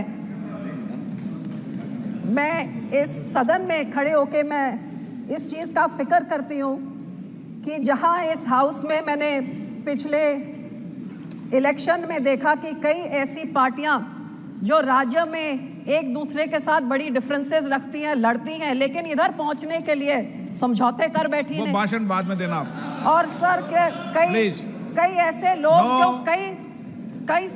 काफी समय से एक साइड से अब वो कुर्सी की खातिर इधर पहुंचे। सो सर, मेरा कहने का मतलब कि जब मैं एक रीजनल पार्टी की इकलौती महिला मेंबर जब यहाँ पे हूँ, मुझे इस चीज़ का फिक्र है कि ना हम इस तरफ तो ना हम इस तरफ, लेकिन हम अपने पंजाब और पंजाबियों के लोगों की आवाज़ उठाने के लिए जब मैं यहाँ पे खड़ी होंगी, मैं आपसे यही उम्मीद करती हूँ सर कि आप हमारे छोटी पार्टियों की तरफ, छोटे कम्युनिटीज़ की तरफ, माइनॉरिटी की तरफ भी आप वही निगाह के साथ जैसे आप बड़ी पार्टियों को देंगे, हमारे आरक्षण भी आप करेंगे, हमें भी आप मौका देंगे, और जितना पहले करते थे उससे थोड़ा ज़्यादा करके प्रिंसिपल्स ऑफ डेमोक्रेसी को आप जिंदा रखेंगे कि छोटी पार्टी चाहे होए, अकेला मेंबर चाहे होए, लेकिन लड़ाई उतनी ही तगड़ी होती है जितनी बड़ी पार्टियां लड़के शायद उससे ज्यादा होती है। पहले मौका नहीं तो दिया गया लड़के आपको? जब इधर पहले मौका नहीं दिया आपको?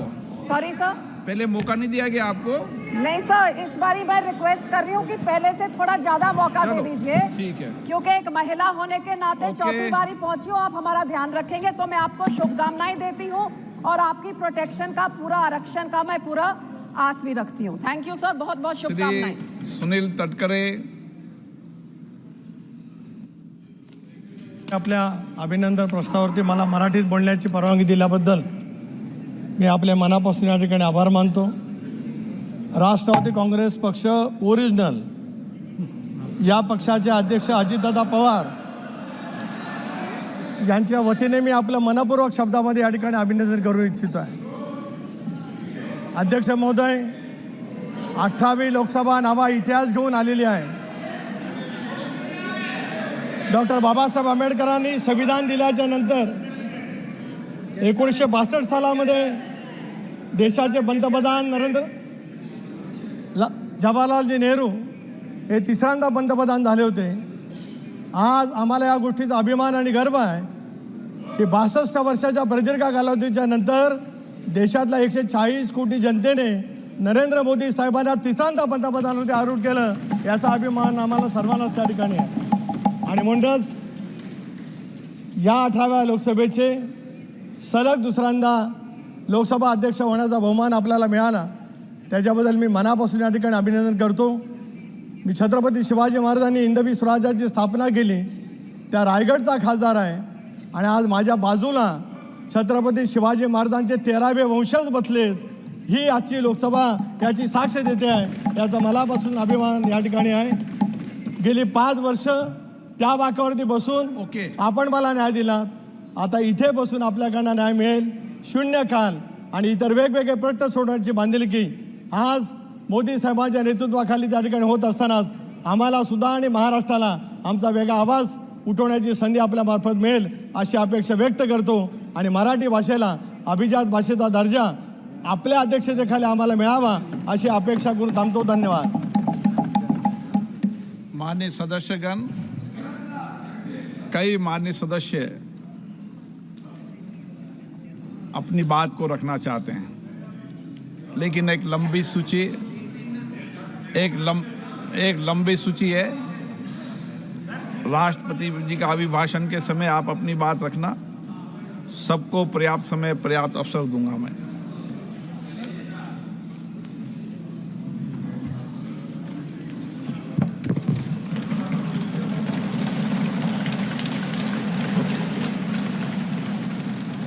आवाज नहीं जाएगी,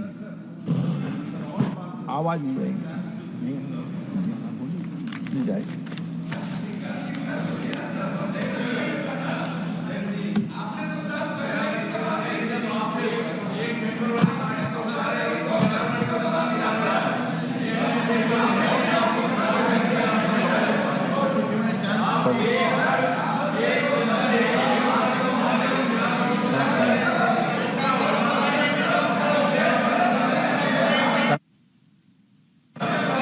ओके, आपको पर्याप्त मौका दे देंगे.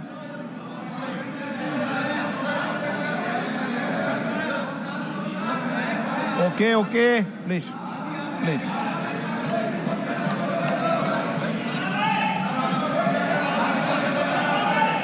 माननीय प्रधानमंत्री जी, केंद्रीय मंत्रिपरिषद के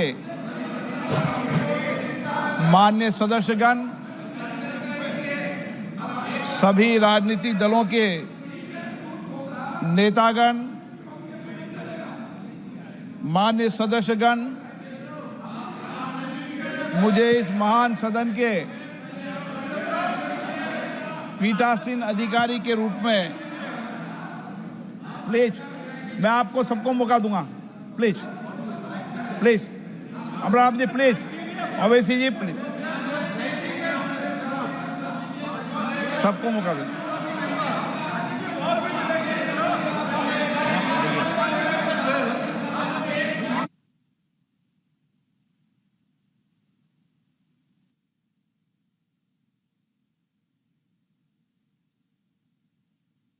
बैठिए, एक मिनट बोलना, एक मिनट प्लीज, एक मिनट प्लीज. बैठिए प्लीज, बैठिए प्लीज.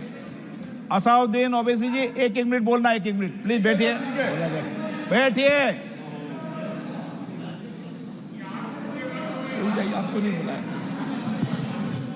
माननीय सदस्यगण, जब स्पीकर सीट से खड़ा हो जाता है तो मैं माननीय सदस्यों को अवगत कराना चाहता हूं, वह बैठ जाया करें. ये मैं पहली बार कह रहा हूं, मुझे 5 साल कहने का अवसर नहीं मिलना चाहिए. असाउद्दीन ओवैसी जी. सर, मैं आपको अपनी जानिब से, पूरे मुल्क की जानिब से मुबारकबाद देता हूं और मुझे यकीन है कि आपकी पार्लियामेंट की आवाम इस बात पर फख्र कर रही है कि आप दूसरी मर्तबा इस ऐवान के स्पीकर बने हैं. सर, आप इस हाउस के रिपोजिटरी है, कस्टोडियन है, मगर हकीकत यह है कि अक्सरियती जमात के पास नंबर है मगर उनके पास अक्सरियत की ताकत नहीं है, यहाँ अपोजिशन के पास अक्सरियत की आवाज़ भी है। तो इसीलिए मेरी आपसे गुजारिश है कि आप छोटी पार्टियों को मौका दीजिए और मुझे यकीन है कि आप 17वीं लोकसभा में जिस तरह शफकत का मुजाहरा मुझ पर किया, हम छोटी पार्टियों पर, मैं उस समुदाय से आता हूं जो इस ऐवान में सिर्फ 4% है, तो हमको आवाज़ उठाने की आवाज़ दीजिए। सर आखिर में मुझे यकीन है कि आप वहां पर बैठे हैं तो यह ऐवान एक कीमती हीरे की तरह ना सिर्फ इस मुल्क की आवाम में, दुनिया में चमकेगा और आप के बोझ को यह सरकार कम करेगी डिप्टी स्पीकर बनाकर। इतना बोझ आप पर नहीं डालना चाहिए। मैं मुबारकबाद देता हूं सर आपको, मैं मुबारकबाद देता हूं कि आप छोटी पार्टियों पर, यह ऐवान अपोजिशन और छोटी पार्टियों का भी है, हमको आप आवाज़ का मौका देंगे। इस हाउस का कैरेक्टर बदल चुका है सर, इस हाउस का कैरेक्टर बदल चुका है। अब बीजेपी स्टीम रोल नहीं कर पाएगी। हम आपसे मुबारकबाद देते हैं। शुक्रिया sir. Shri N.K. Premachandran.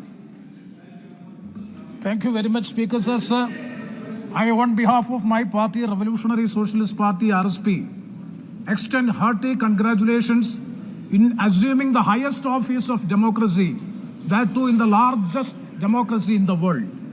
Sir, your experience, 30 years of experience in Parliament and the legislature, that is in Rajasthan State Legislative Assembly as well as 3 terms in Parliament, and also 5 years as the Speaker of this House. Definitely, I believe that, firmly believe that the expertise leadership will give fruitful results to the 18th Lok Sabha in running the House.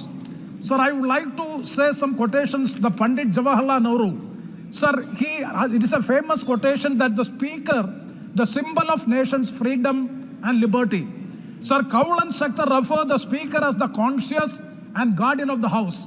Sir, I would like to refer the Speaker is the soul and spirit of Indian democracy and the custodian of the House.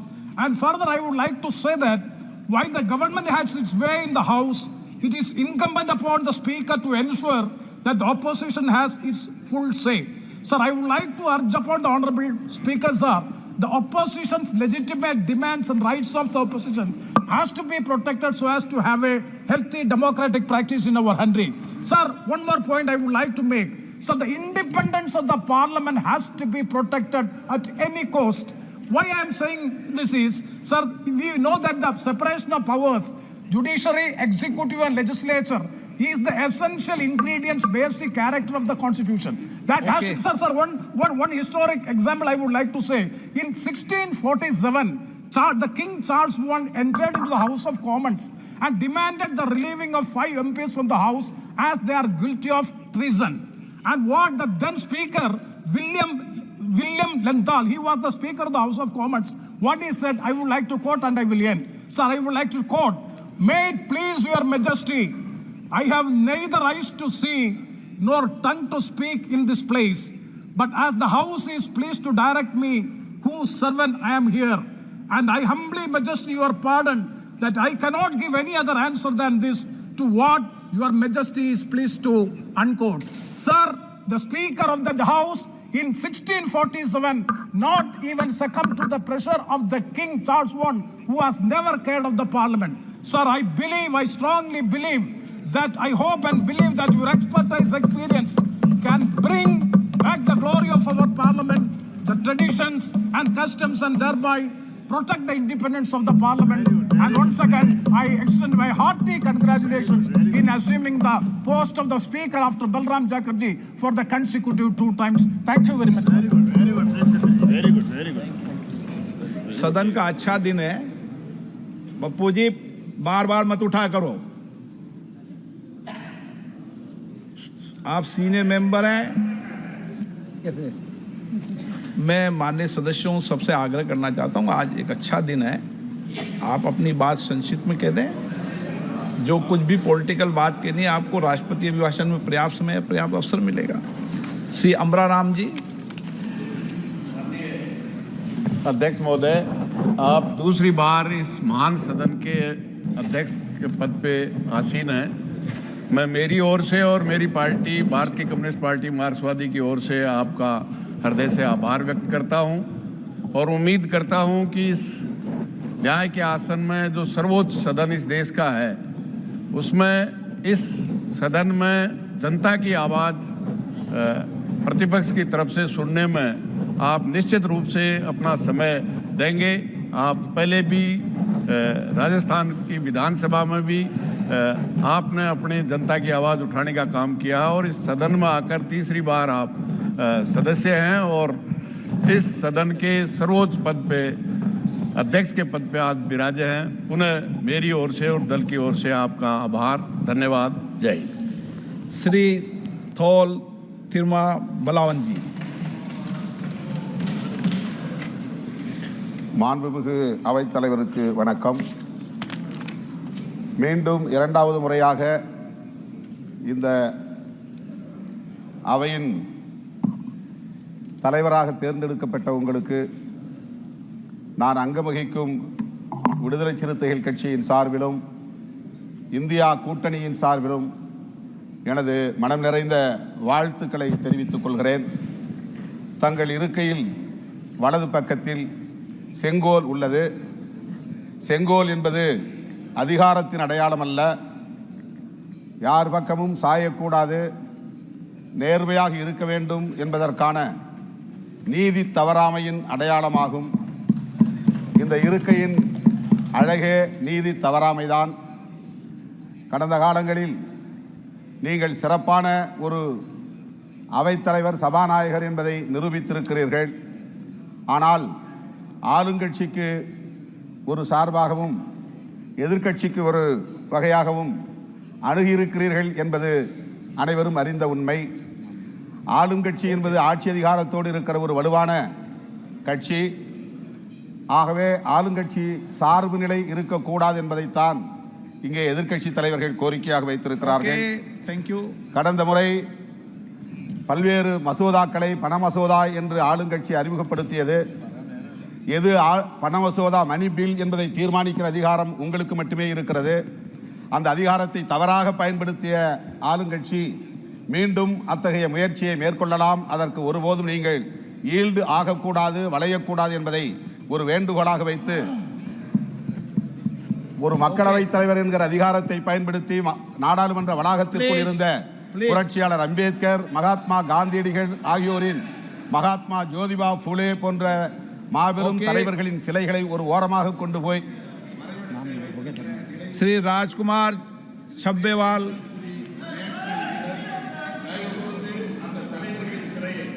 आप कोई किसी सदस्य का वकील मत बना करो please. राजकुमार छब्बेवाल जी, राजकुमार जी बोलना है आपको। धन्यवाद सर। राजकुमार जी बोलना है। नहीं आप नहीं, राजकुमार छब्बेवाल जी, आप राजकुमार रोथ हो प्लीज। ਮਾਨਯੋਗ ਸਪੀਕਰ ਸਾਹਿਬ, ਮੈਂ ਤੁਹਾਨੂੰ ਅਤੇ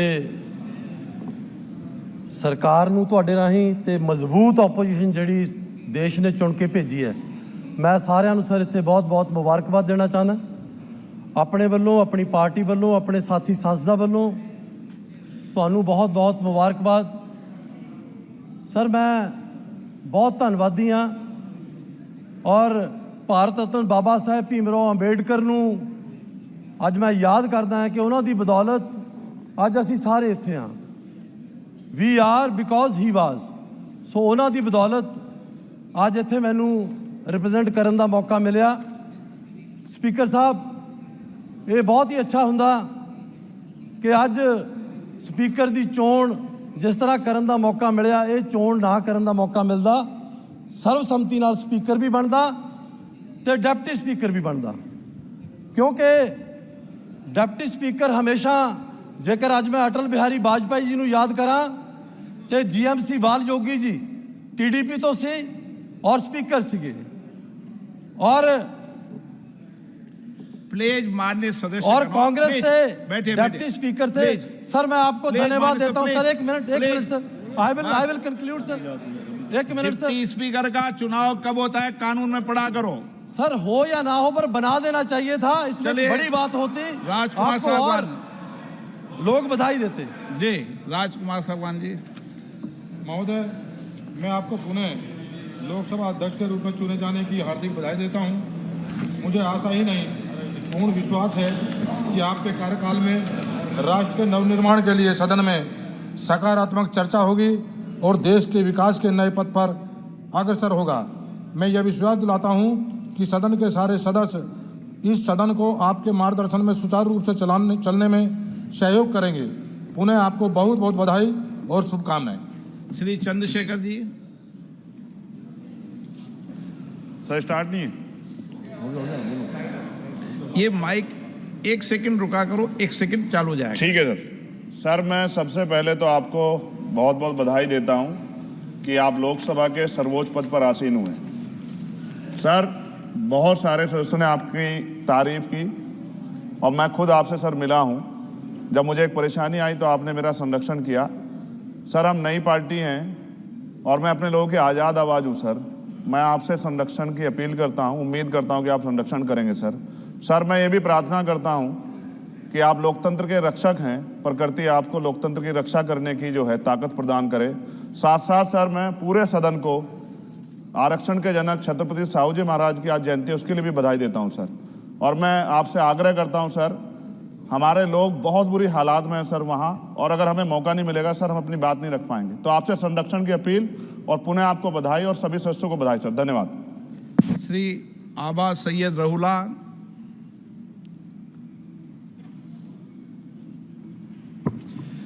जनाब स्पीकर साहब, मैं आपको जम्मू कश्मीर नेशनल कॉन्फ्रेंस की तरफ से स्पीकर मुंतखब होने पे मुबारकबाद पेश करता हूँ और आपसे ये गुजारिश है कि आज के बाद आप न बीजेपी है, न कांग्रेस है, न समाजवादी है।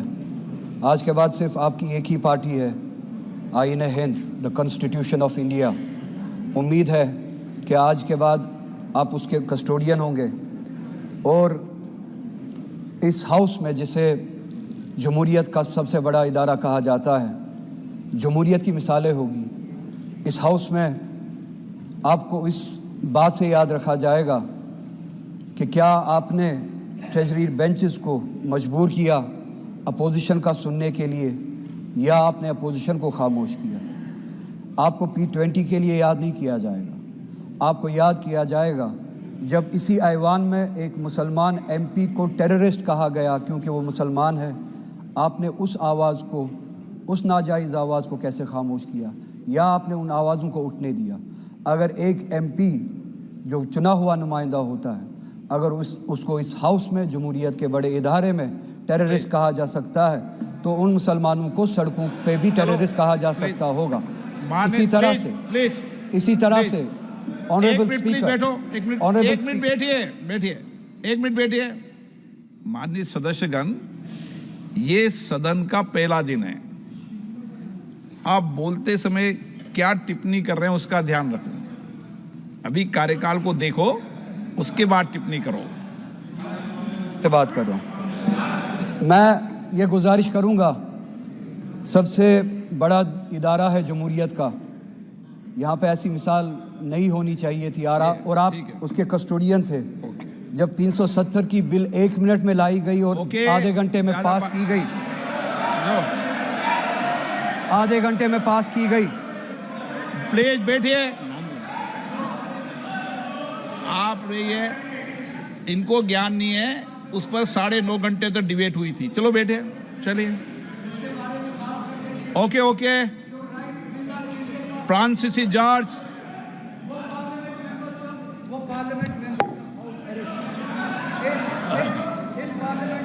माननीय सदस्य, please sit down.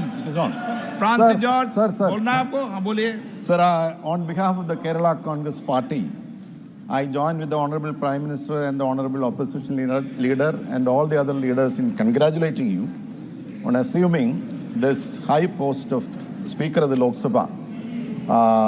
In fact, you got re-elected. We are all happy about it. But sir, we have a lot of issues to discuss in the coming days. The Honorable Prime Minister said the last 5 years under you was a golden period. In fact, I don't know what was golden about it. Suspending of members en masse and also passing of bills without discussion, can we call it golden? Sir, I think unfortunately that was not so. In fact, since due to the paucity of time, I am not flagging many issues. We have lot of issues galore to discuss in the coming days. Sir, we have the farmers issue. Sir. Let me complete, sir. Sir, this is one point which I would like to tell you, sir, because there may be चलिए, quite a few of बालाशोरी। one-member, two-member parties like us. Don't take a benign neglect attitude towards us. We should also get time to air our views. Because we represent the... मर्यादा बोलोगे तो बोलने देंगे, अब मर्यादित बोलने तो मौका नहीं देंगे। तो बालाशोरी, ऐसे नहीं चलेगा। चलिए बालाशोरी जी। Of my Janasena Party President, Sri Pawan Kalyan Garu, and my own behalf, I express my heartfelt congratulations and best wishes to you on your election as the Speaker of this prestigious House. Sir, I am confident. My party is confident. The House and 140 crore people of this country are confident that you will accomplish a great deal as a Speaker of this House. Sir, this is my thought as member of this House. Sir, I am here because of my party leader, Sri Pawan Kalyan Garu. Sir, I sincerely thank and express my gratitude to him for giving me this opportunity. Sir, Pawan Kalyan Garu is a star in AP, and Honorable PM rightly said during the NDA meeting in the Central Hall of Samyadan Sadhan that a Pawan nahi on the high. This is true. He is a tufan in Andhra politics. Sir, Pawan Kalyan Garu has made a record in history of independent India. Sir, Janasena Party is the only party in the country since independence which has got 100% strike rate both in Lok Sabha and Assembly elections. Please. Sir, Janasena Party fought 21 Assembly and 2 Lok Sabha seats and won all 21 Assembly seats. Sir, Okay. Sir, please. Okay, Rajesh Ranjan ji. अध्यक्ष जी हृदय से okay माननीय सदस्य नहीं आपका कोई report नहीं जा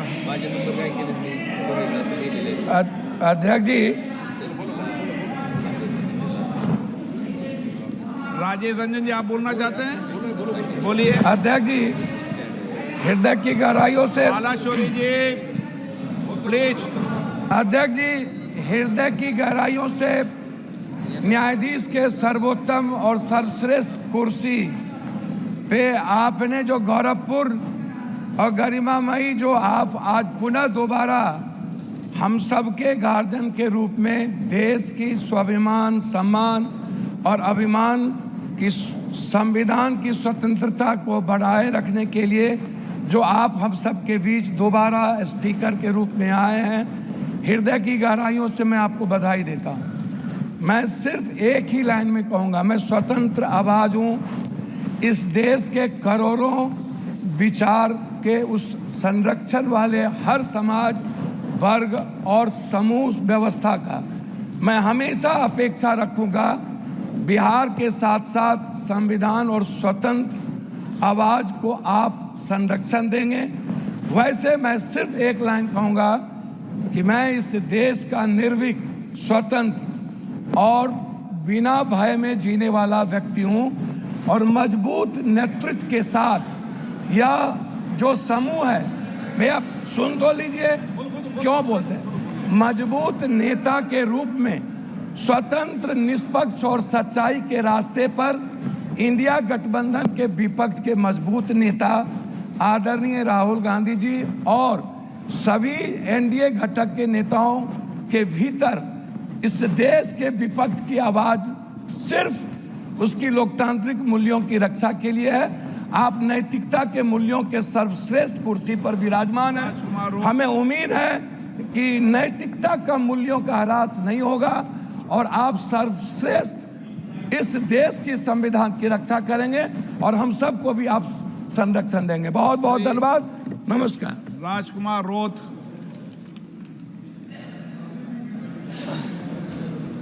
सर पहले तो आपको इस पद पे शोभान्वित होने के लिए मेरी ओर से खूब खूब बधाई लाख लाख जोहार। साथ ही मैं भारत आदिवासी पार्टी की तरफ से आता हूं तो मेरी पार्टी और पूरे आदिवासी समुदाय साथ ही मेरे निर्वाचन क्षेत्र के अंदर रहने वाले प्रत्येक वर्ग की तरफ से और विशेषकर राजस्थान की जनता काफ़ी खुश है क्योंकि उनको उम्मीद थी कि राजस्थान को लोकसभा अध्यक्ष के रूप में आपके रूप में देखना चाह रही थी दोबारा, और पूरे राजस्थान की जनता खुश है। और मैं उम्मीद करूंगा कि हमारी जो क्षेत्रीय पार्टी आई है और हम पहली बार इस सदन में आए हैं, मैं राजस्थान विधानसभा के सदस्य के रूप में था और उस दौरान मैंने आपको देखा था। उस समय विचार किया था कि कभी ज़रूर हम दिल्ली जाएंगे और आज ये अवसर मिला। मैं पुनः मेरी पार्टी, मेरे निर्वाचन क्षेत्र की जनता को धन्यवाद देना चाहूँगा। आपको पुनः मेरी पार्टी और हमारे गोविंद गुरु महाराज, संत सुरमाल महाराज, मावजी महाराज के भक्तगणों द्वारा आप सबको, आपको पुनः बधाई, धन्यवाद, जोहार। धन्यवाद, धन्यवाद।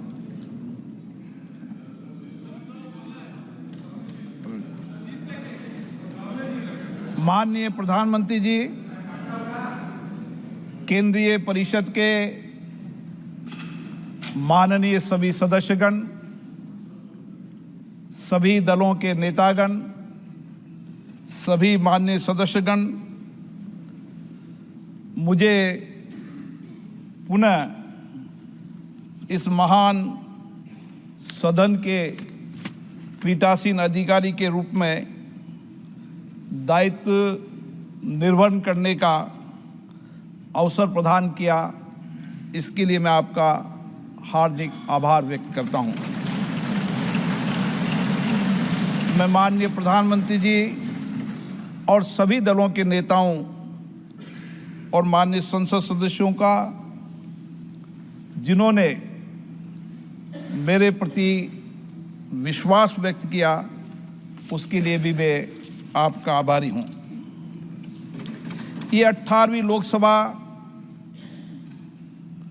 में दुनिया का सबसे बड़ा लोकतंत्र का उत्सव,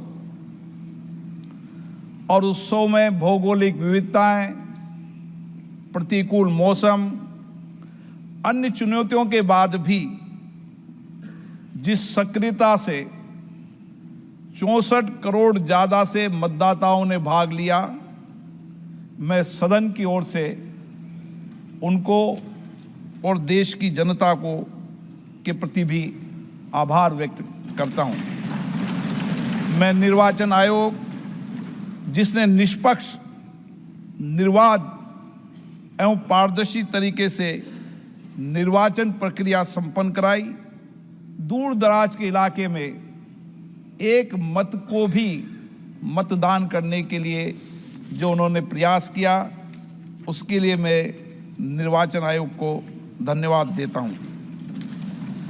माननीय प्रधानमंत्री नरेंद्र मोदी जी के नेतृत्व में लगातार तीसरी बार एनडीए की सरकार बनी है। पिछले एक दशक में जनता की अपेक्षाएं, आशाएं, आकांक्षाएं बढ़ी है। इसलिए हम सबका दायित्व हो जाता है कि हम उनकी अपेक्षाएं, आकांक्षाओं को प्रभावी तरीके से पूर्ण करने के लिए सामूहिक प्रयास करें।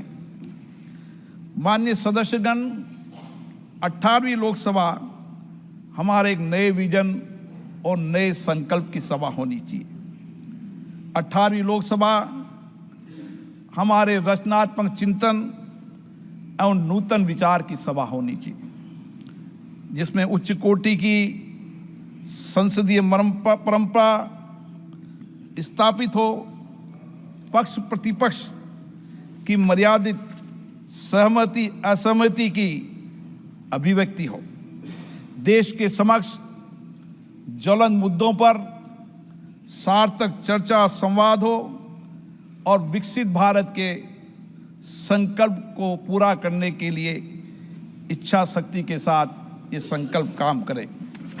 माननीय सदस्यगण, मैं इस अवसर पर मेरे पूर्वतः पीठासीन अधिकारी को भी स्मरण करना चाहता हूं, जिन्होंने अपनी कार्यकुशलता से इस सदन की दक्षता को, इसकी मर्यादा को, इसकी परंपरा को, इसकी गरिमा को प्रतिष्ठा देने का पूरा प्रयास किया।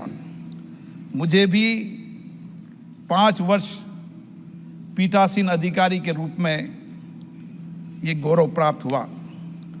मैंने कोशिश की कि सभी सदस्यों को पर्याप्त समय, पर्याप्त अवसर मिले। मुझे खुशी है कि सदन की प्रोडक्टिविटी भी उच्चतम रही और संसदीय परंपराओं और परपाटियों का भी हमने उच्च प्रतिमान स्थापित किया। मुझे प्रसन्नता है कि इस लोकसभा में 281 माननीय सदस्य पहली बार चुनकर आए हैं। मैं सदन की ओर से उनका अभिनंदन करता हूं। मुझे आशा है कि निर्वाचित सदस्य सदन के नियमों, परंपराओं, परपाटियों का गहन अध्ययन करेंगे और अपने वरिष्ठ सहयोगियों के अनुभवों का लाभ उठाकर श्रेष्ठ संसदीय परंपराओं का पालन करेंगे। माननीय सदस्यगण, संसद के इस नए भवन में कई ऐतिहासिक कानून भी पारित हुए, ऐतिहासिक निर्णय भी हुए जिसका बरसों तक हम इंतजार कर रहे थे। महिला नारी शक्ति वंदन विधेयक वो पारित हुआ और हमने उसको नेतृत्व में भागीदारी देने का निर्णय किया। उसके साथ कई मुद्दों पर चर्चा हुई और कई महत्वपूर्ण विधेयक भी पारित हुए। ये वर्ष हमारे संविधान निर्माण की यात्रा का 75 वर्ष है। मैं संविधान निर्माण में भूमिका निभाने वाले उन सभी मनीषियों को नमन करता हूं, जिन्होंने दलगत भावनाओं से, नीची विचारधाराओं से ऊपर उठकर प्रत्येक बिंदु पर गहन अध्ययन, विचार विमर्श, चर्चा, संवाद कर एक ऐसा संविधान बनाया जो आज भी हमारा मार्गदर्शक है। मैं आप सभी से आग्रह करना चाहता हूं कि 18वीं लोकसभा में भी हम महान संविधान निर्माताओं को स्मरण करते हुए राष्ट्र हित में, लोक कल्याण में ऐसी नीतियां बनाएं, ऐसे कानून बनाएं जिससे समाज के शोषित, पीड़ित, वंचित वर्ग का उत्थान हो सके और अंतिम व्यक्ति के जीवन में सामाजिक, आर्थिक कल्याण हो सके। मैं इस अवसर पर माननीय प्रधानमंत्री जी को का धन्यवाद देना चाहता हूं, आभार व्यक्त करना चाहता हूं, जिनके मार्गदर्शन में इस दशक के अंदर संविधान दिवस मनाने की श्रेष्ठ परंपरा शुरू हुई। संविधान पर चर्चा हुई, डिबेट हुई और साथ के साथ माननीय प्रधानमंत्री जी ने पीठासीन अधिकारियों में सभी राज्य के पीठासीन अधिकारियों को कहा कि वह अपने अपने राज्य में नो योर कॉन्स्टिट्यूशन, हमारी युवा पीढ़ी संविधान को जाने, संविधान को समझे और संवैधानिक कर्तव्यों को और दायित्वों को निभाते हुए देश के विकास में सक्रिय योगदान दे।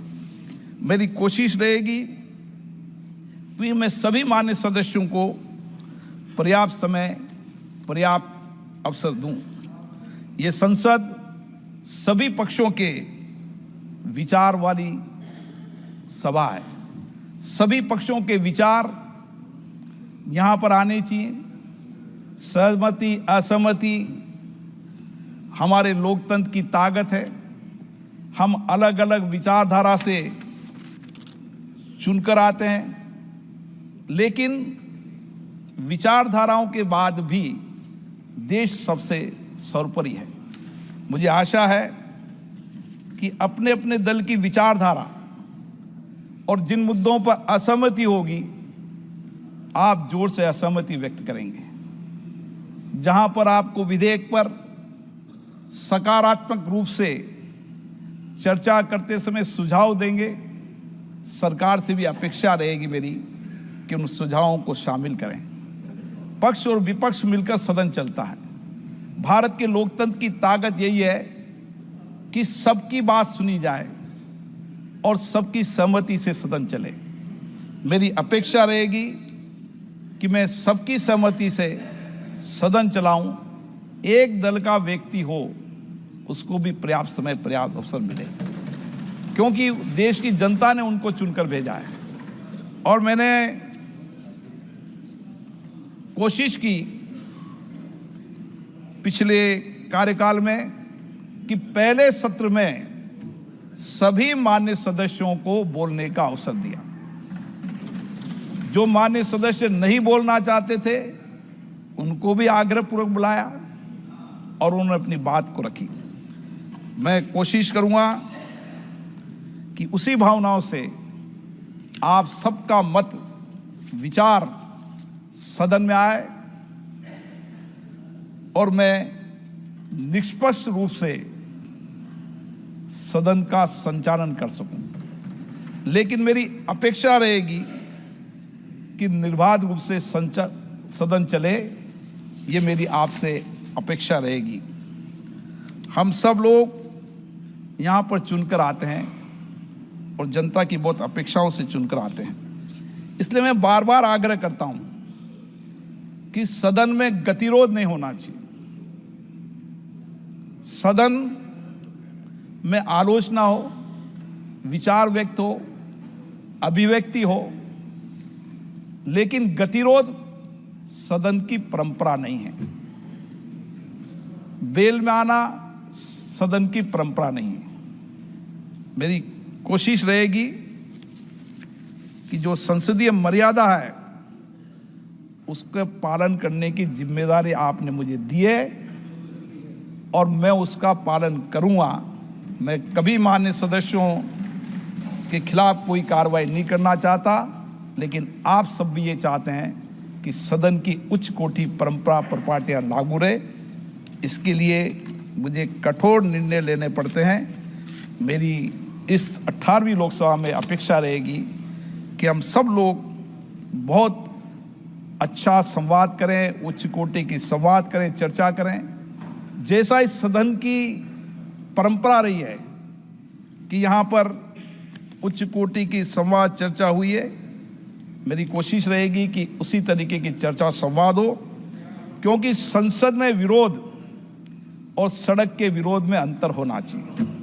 हमें जनता ने चुनकर भेजा है संसद के लिए, इसलिए मेरी अपेक्षा रहेगी कि हम विरोध के तरीके को संसद की मर्यादा के अनुरूप अपनाएं।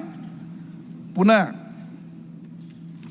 मैं सभी मान्य सदस्यों का आभार व्यक्त करता हूं और विशेष रूप से आग्रह करता हूं कि लोकतंत्र और सदन के गौरव बढ़ाने के लिए आप सब सामूहिक प्रयास करेंगे। हमें लोक सेवा का जो अवसर दिया है उसका अधिकतम उपयोग करेंगे।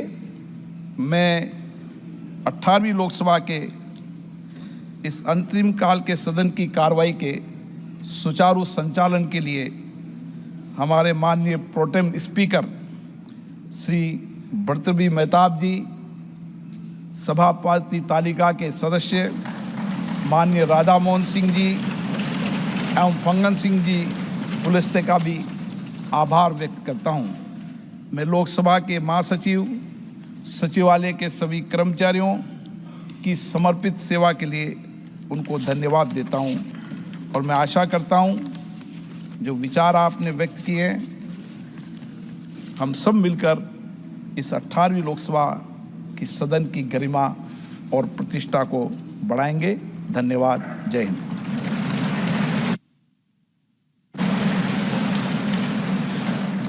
माननीय प्रधानमंत्री जी मंत्रिमंडल से परिचय कराएंगे।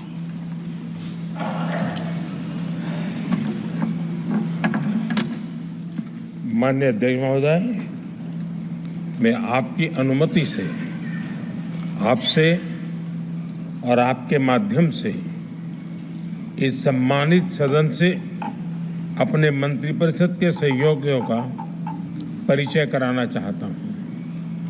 श्री राजनाथ सिंह, रक्षा मंत्री,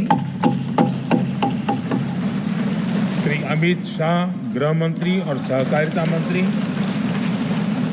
श्री नितिन गडकरी, सड़क परिवहन और राजमार्ग मंत्री, Shri Jagat Prakash Nadda, health and family welfare मंत्री और केमिकल्स एंड फर्टिलाइजर मंत्री, श्री शिवराज सिंह चौहान, कृषि एवं किसान कल्याण मंत्री और ग्रामीण विकास मंत्री, श्रीमती निर्मला सीतारमण, वित्त मंत्री और कॉरपोरेट कार्य मंत्री, डॉक्टर सुब्रमण्यम जयशंकर, विदेश मंत्री, Shri Manohar Lal, housing and urban affairs मंत्री और विद्युत मंत्री, Shri HD Kumaraswamy, heavy industries मंत्री और इस्पात मंत्री, श्री पीयूष गोयल, वाणिज्य एवं उद्योग मंत्री, श्री धर्मेंद्र प्रधान, शिक्षा मंत्री,